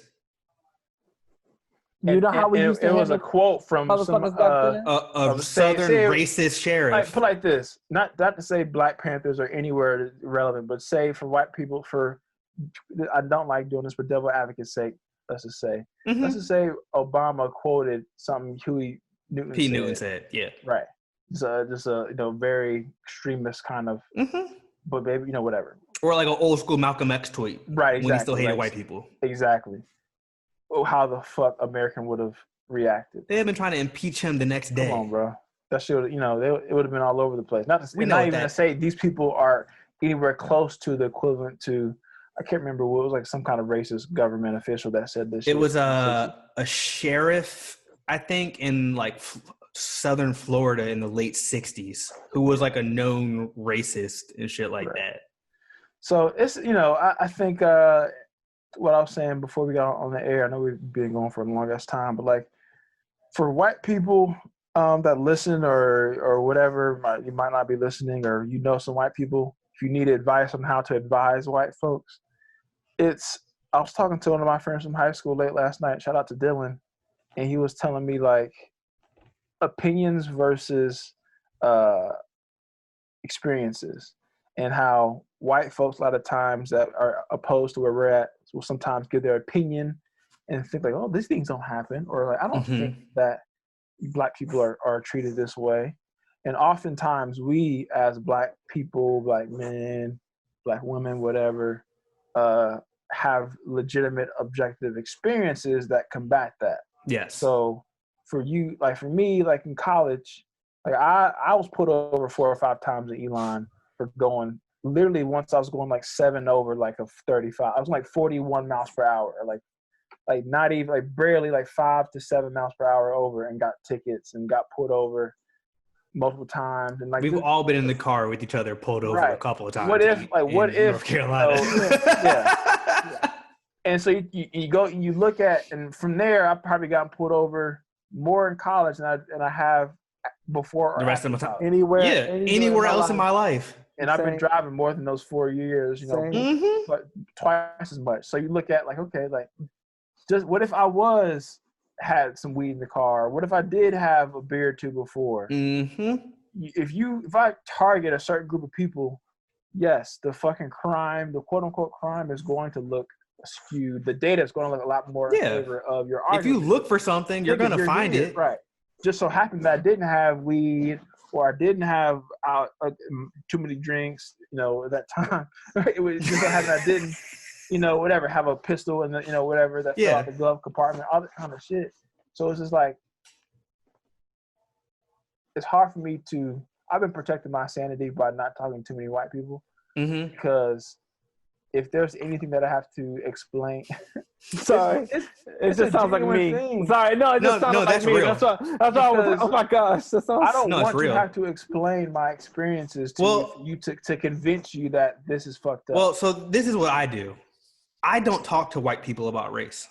I don't. I have a lot of white friends. I have multiple white friends that are very close to me, and I hold them in like low key, medium inner circle type. I consider very close. But I don't talk to them about race. Like it's not our job as Black people to explain to white people why our humanity matters, why our truths matter, why they should listen to us, and why they should try to combat white supremacy and these racist institutions and systems on their own end. That is not, it's not the job of the oppressed to enlighten the oppressors, even if they're not directly complicit in the oppression. You know what I'm saying? And so I've had white friends who have texted me, or like white coworkers who have texted me, and this week, and it honestly, even though I don't talk about race with white people, it means the world to me that they even reached out to me. Yeah. Like just them knowing that Black people are going through it this week. The fact that they're willing to acknowledge it and ask me how I'm doing, just from like a general friend level, that meant the world to me from the people that did reach out to me. But I'm keeping it at that. I'm not saying, hey, here's some resources that you can have if you want to learn more about racism.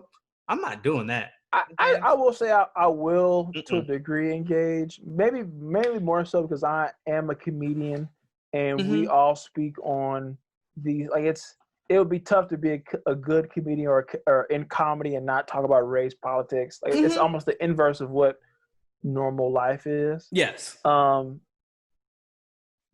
yeah, to my old Facebook classmate that I haven't talked to in 4 years, am I going to debate them now at 27 years old?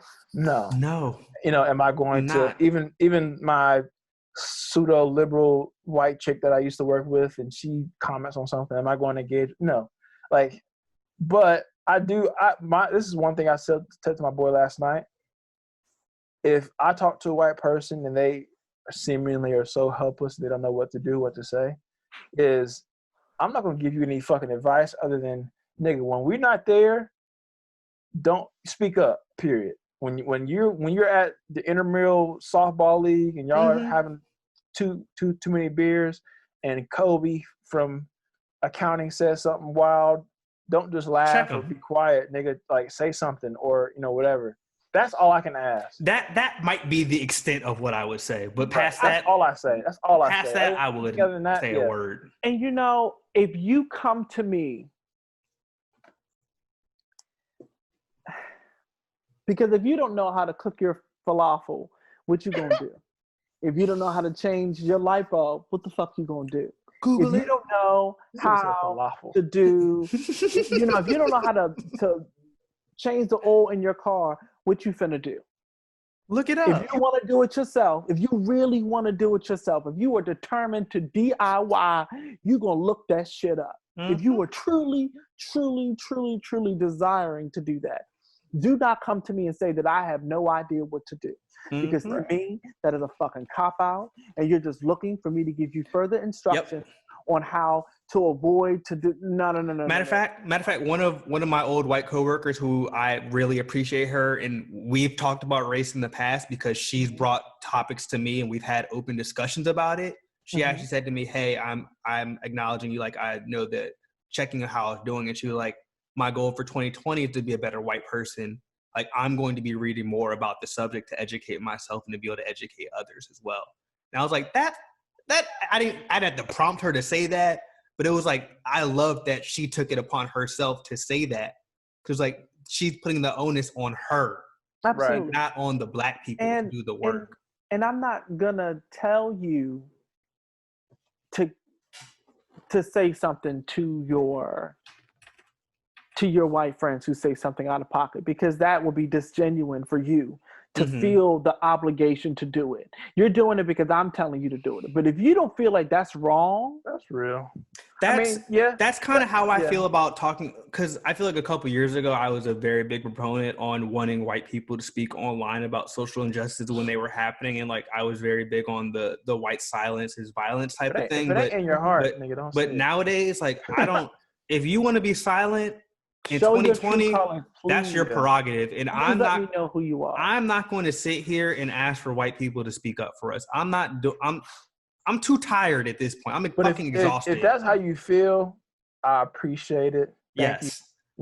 If you are willing to speak about it, I see that. You know what I'm saying? You genuinely care. You genuinely do hang out with niggas, whether and not say you purposely do, but you just genuinely It's have just what you do. people that are Black that you care for, that you choose to if- opt in to spend your time with, that you trust wholeheartedly. Like, that's appreciated. Well, look, we can Black people can spot the real and the fake. Yeah, or And the even genuine. if you just called me up and said like, "Hey, so I want to have the conversation with you because we're close and blah blah blah." But I was reading this, or I saw this, and I want to understand the context of what this is saying or what this means or whatever. I think I have less of a sore spot for people who are actively doing things on their own. Like, you can try. Like, I could never truly understand the trauma and the experiences of, let's say, a trans man going through their life. But I would never, and to even pretend to know what their experiences are. Yeah. But there is a level of empathy and love and respect that I can show up with having, which is understanding what things I should and should not say, and being receptive to that, and doing my research and knowing, as much as I can know. So I'm not coming to the table ignorant. Or for example, sorry, no, go ahead. No, go ahead. No.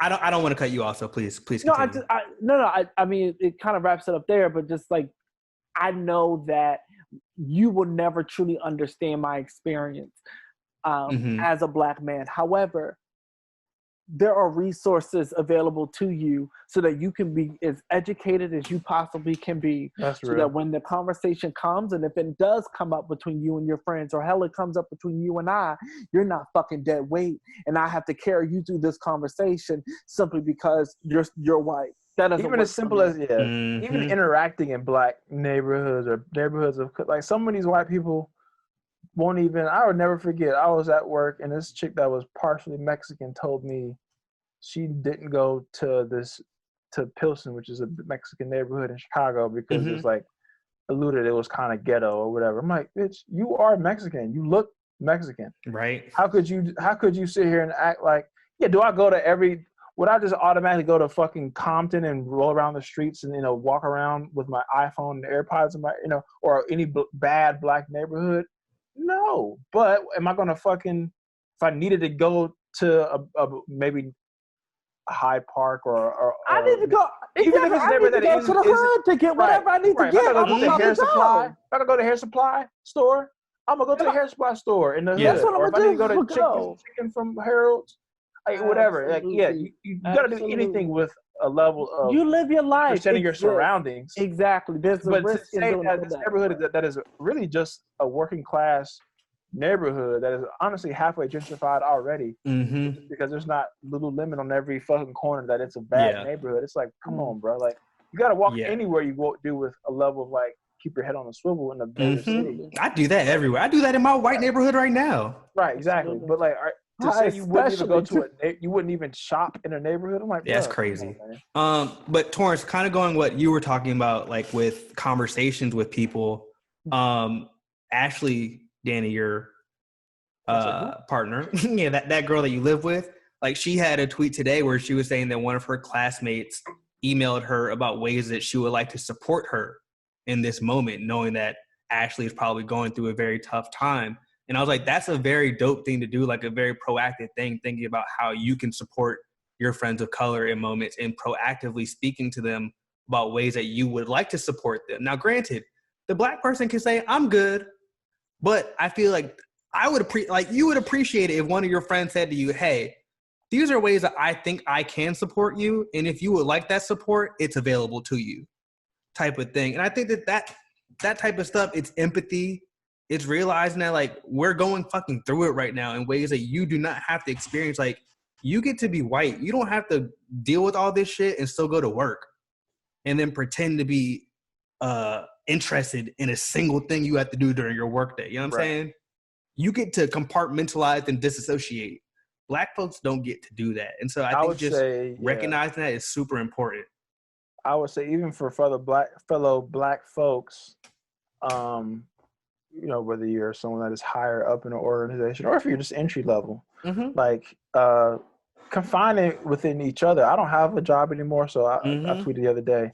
I couldn't imagine having to be even remotely professional right now. But like, if you know there's another black person that is, you don't talk to them as much, or even there might be your homie in the office, and you haven't talked since all this shit went down. When you log in tomorrow, like maybe give yourself a couple hours, like just hit them up. It's like, hey man, hope you're doing well. Yep. Talk today. What I just think we gotta, even if we have to embrace each other too. Because I'm not that kind of person at work naturally, unless you're like my boys. Me either. But I think now is the time where we gotta like look out for each other. You have to make a more conscious effort. Yeah, even if it's a transaction of 2 or 3 slacks, like back and forth, that could be enough to be like, okay, like shit, nigga, like if you ever need 5 minutes just to talk about your day, or even just if it's work related, like, hey, bro, I know you're a new rep on the floor. Everything going on, I just wanted to make sure I introduce myself. If you ever need help, let me know. Like that kind of shit, I think we should definitely be mindful of. Even if it's not tomorrow, shit, next Friday, whatever it is, man. Because I think it's so hard to go to work and go through these things. I remember being a rep, and like shit happened, and no one's fucking talking about it. I'm like, we just gonna act like this shit didn't exist just because everyone here is white. That was every single event that happened at my last job. That is going to be here and now, and like where I am right now, this company right now, and it's not going to be addressed. It's going to be, I believe there might be 1 or 2 people that will reach out to me who are going to be like, and I have so much respect for people who are like, hey, I'm just checking it. Good. Like I have so much respect. Doesn't have to be a novel. Just check. No. Yeah, that's it. Yeah. It don't gotta be a, hey, I've been reading and seeing all this stuff, and I know that, and I know it's hard for you to talk about, and just be like, hey, is everything okay? Because everything is going to shit, and it's even worse. On your acknowledgement goes a long way. It goes a very long way. If you want to talk about it, I'm here. Perfect. I do not want to talk about it, but I appreciate you saying that. Exactly. And that right there takes you a long way. So and we'll remember that too. And so if we're talking about advice, on that we got a little on the advice part of the script. Just check in with people saying, hey, I know shit's popping off. You good? Yeah. Ain't nothing wrong with doing that. I'm not going to scream at you, come bite your head off if you checking on me. Because that right there means that you're consciously thinking of me as a member of your community, that you feel like need to be protected because you understand that it could also be me, that it could also be me that's going through and could have had this experience. Where I don't, you're not talking to me anymore. So that is what you can do if I'm going to give any advice. And absolutely. Should pay I think another good thing is, since this is the 9 to 5 podcast, I'll have a work related one, is be very cognizant about what you're asking your Black coworkers to do during their workday.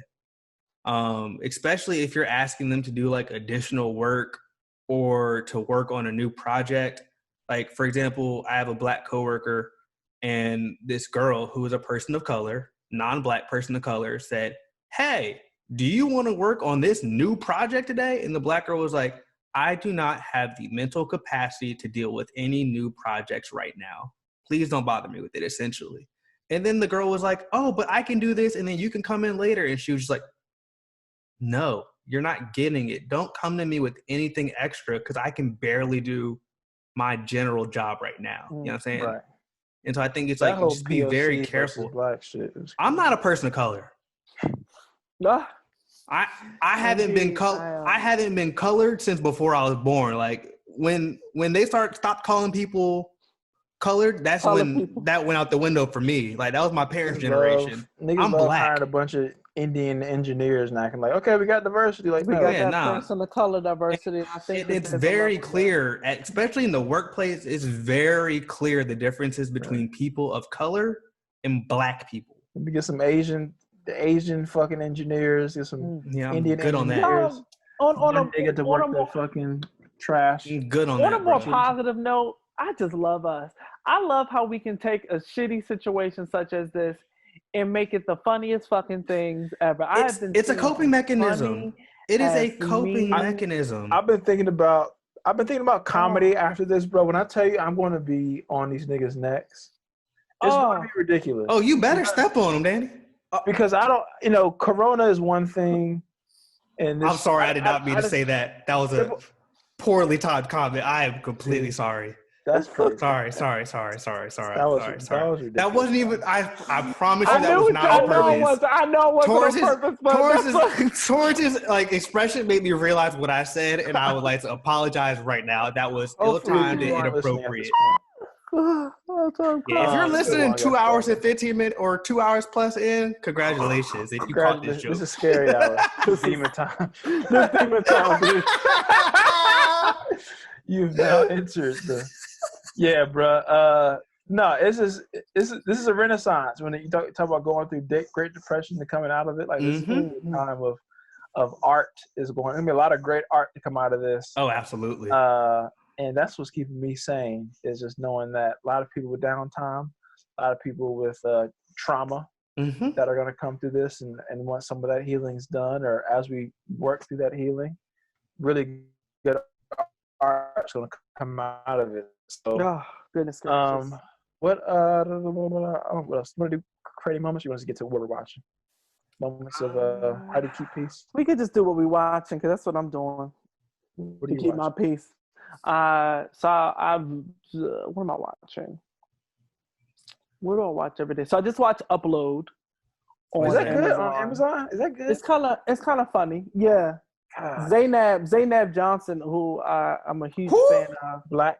She's a like black artist, comedian. isn't she? Oh, okay. Yeah, she's a black comedian. She's very hilarious. Is she and a I've big seen role some on that? shows.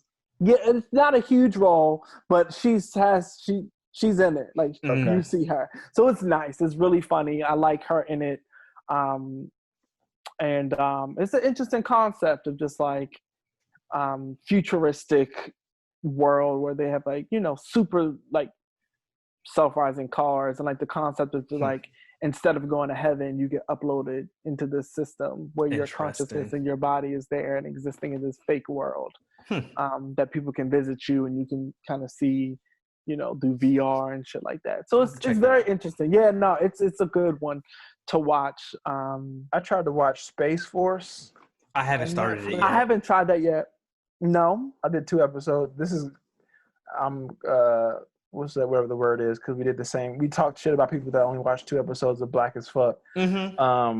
But 2 episodes in, I'm just like, this isn't that good. I might power through one more, just to give it a chance. But if it doesn't get me like really feeling some kind of way by 3, then I like Steve Carell. Yeah, but it's just not enough Black people and like relevant shit for me to really laugh at. I don't think there's any Black people in the fucking show, actually. I honestly would not be shocked at all. So it's just like it's hard for me to be like, oh, this is give me somebody that is just every 20 minutes I can see okay, this is relevant to me, but like a bunch of political military jokes the whole time. It's like it's not. I don't get this. No. Yeah, like, I'm not in the military. I'm not white. I'm not. This isn't. I don't get that. It's not meant for me. I've been watching The Sopranos though. That's depressing. I tried watching The Sopranos. Couldn't do it. It's not gonna lie. It's cool. It's cool.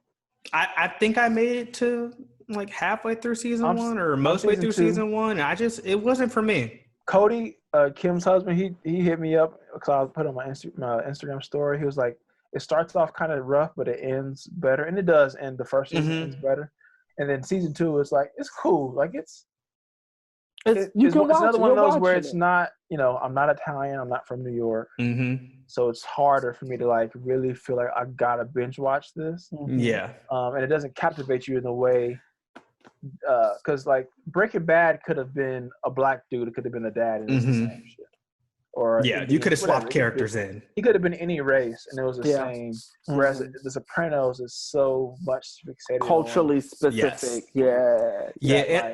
I tried to do it as like a slow watch, like not like I'm trying to burn through 3 or 4 episodes a night type of thing. I was doing like an episode every other day, or that's where I'm at. Yeah, one every couple, and then I just randomly fell off, and I was like, I don't really care about going back to it. So I got time now, so I'll probably finish it. Valid, you do have a lot of time.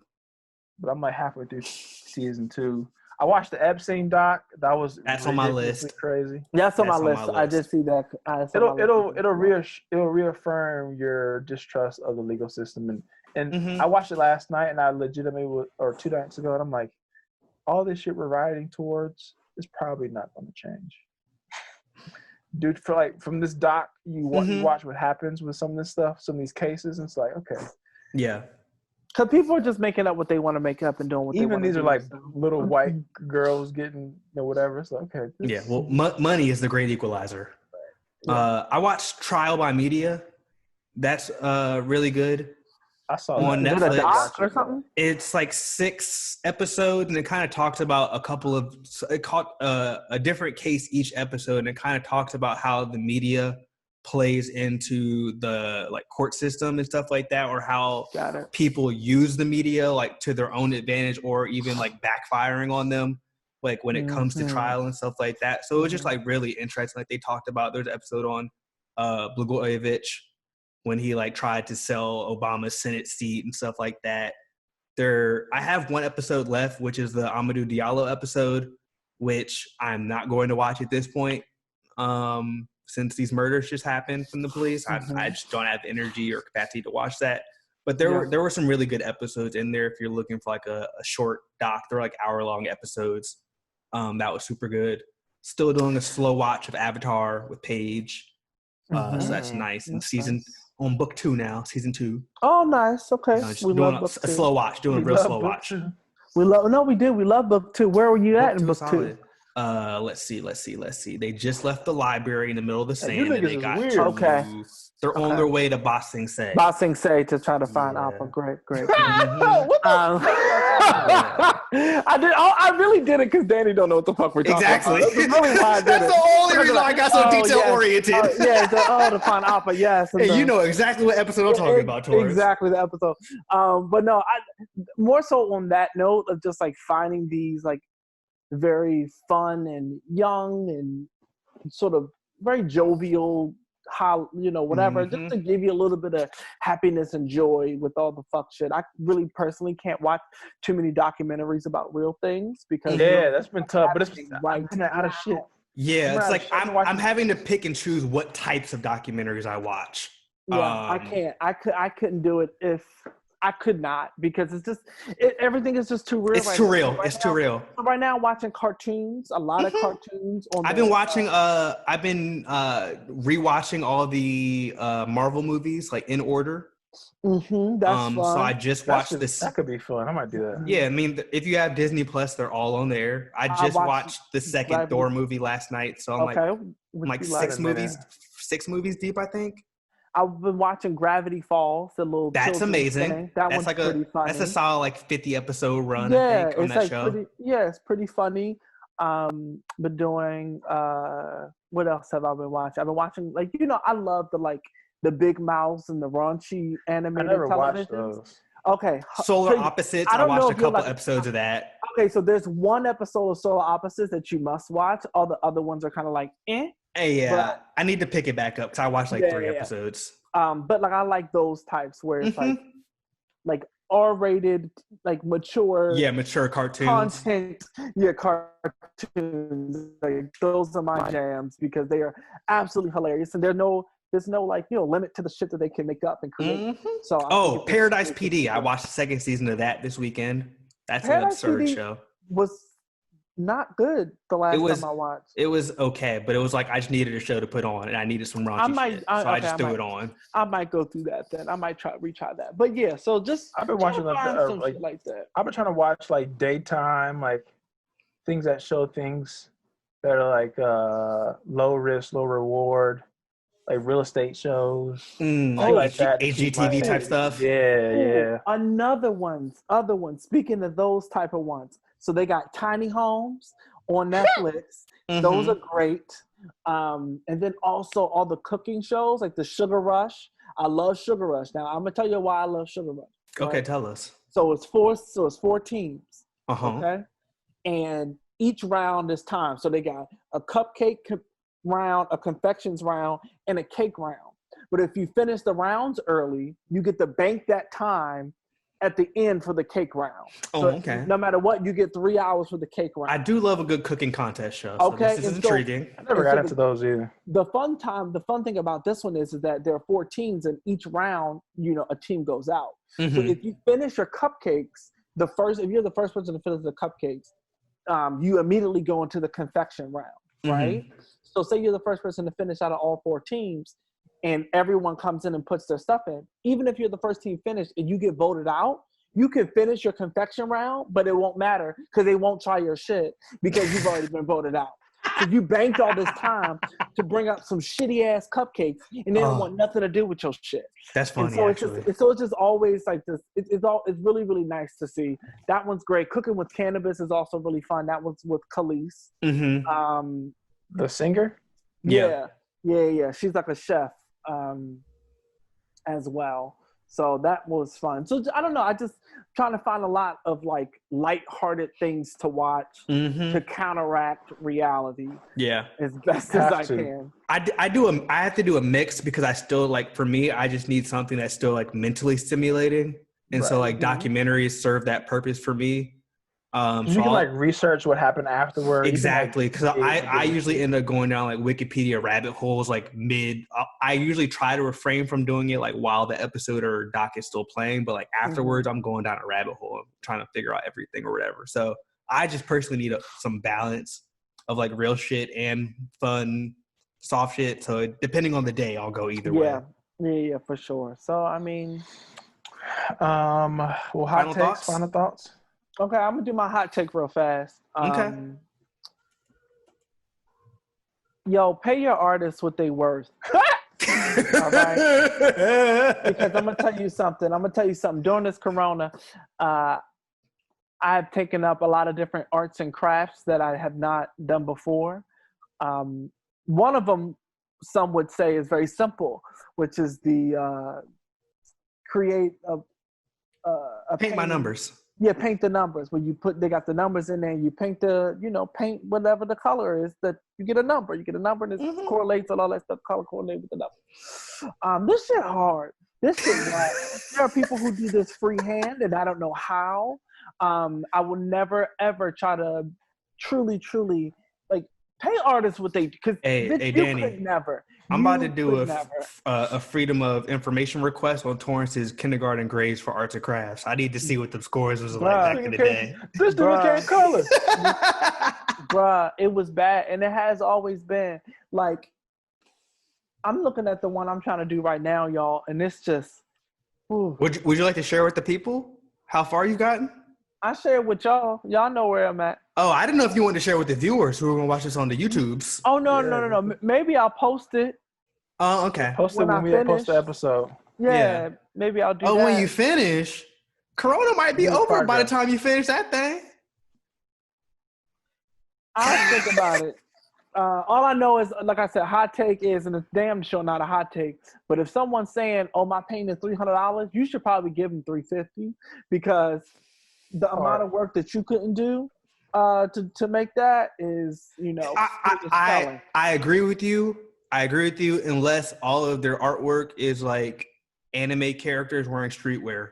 I'm not paying $3 for that. But other than that, yes, I fully agree with you. For some original art, yes, I will pay those amounts. That's a nasty visual. But you know exactly what I'm talking about. Yeah, exactly. Peter and Sam's. Yeah, I don't think I have a hot take of the week. I'm just tired, bro. Niggas, I'm happy. Like I said, I've never been so happy to be unemployed in my fucking life. It's crazy. I'm just happy to wake up tomorrow and do what the fuck I want to do. I can write. I can watch some TV for a little bit. I can go work out a little bit. I'm ready for gym. Might be my hot take is I'm willing to risk my life to go to the gym very soon. Even if that's just me wearing gloves while I'm in, I don't know, but give me like, even if they give me like slots of where like, all right, we can do 10 at a time or something. Give me any time of the day. If I can go to the gym, I would do that within the next couple of weeks without questions asked. But that's just me being a psychopath because I need it for my mental health. Sorry, don't judge me, Torrance. Final thoughts? Advocate. I'm a mental health advocate. My final thought is that I'm a mental health advocate, and Okay. no, I don't know. Final thought is this shit's fucked up, but also don't cancel each other, man. Like niggas fuck up. Niggas are ignorant, and the definition of ignorance is not knowing better. So if someone truly is ignorant, either you choose to fucking teach them more, or you say fuck them and just don't follow anymore. But you don't have to attempt to break this human down just because they are wrong, especially if it's such a offense that can be corrected. They didn't kill anybody. They didn't fucking take advantage of anybody. Their point of view was just skewed in a way that wasn't great, you know. Yeah. So maybe that's my all right. Torrance. By any means necessary, burn this motherfucker to the ground until shit change. At this point, I think that our lives are going to change drastically. If they don't, then I don't think change can happen, and I'm nervous about it. I'm scared about it, but I know that change can only happen. They always say, when the fire burns down, there's always seeds left over for it to one day grow again to become a forest. So okay, Deacon Wanda, I feel like through. So you went to the verses today. Take your time now, Deacon. I just feel like, unfortunately, sometimes things like that have to happen, especially when you have to burn down an entire system so that a new one can grow from its ashes.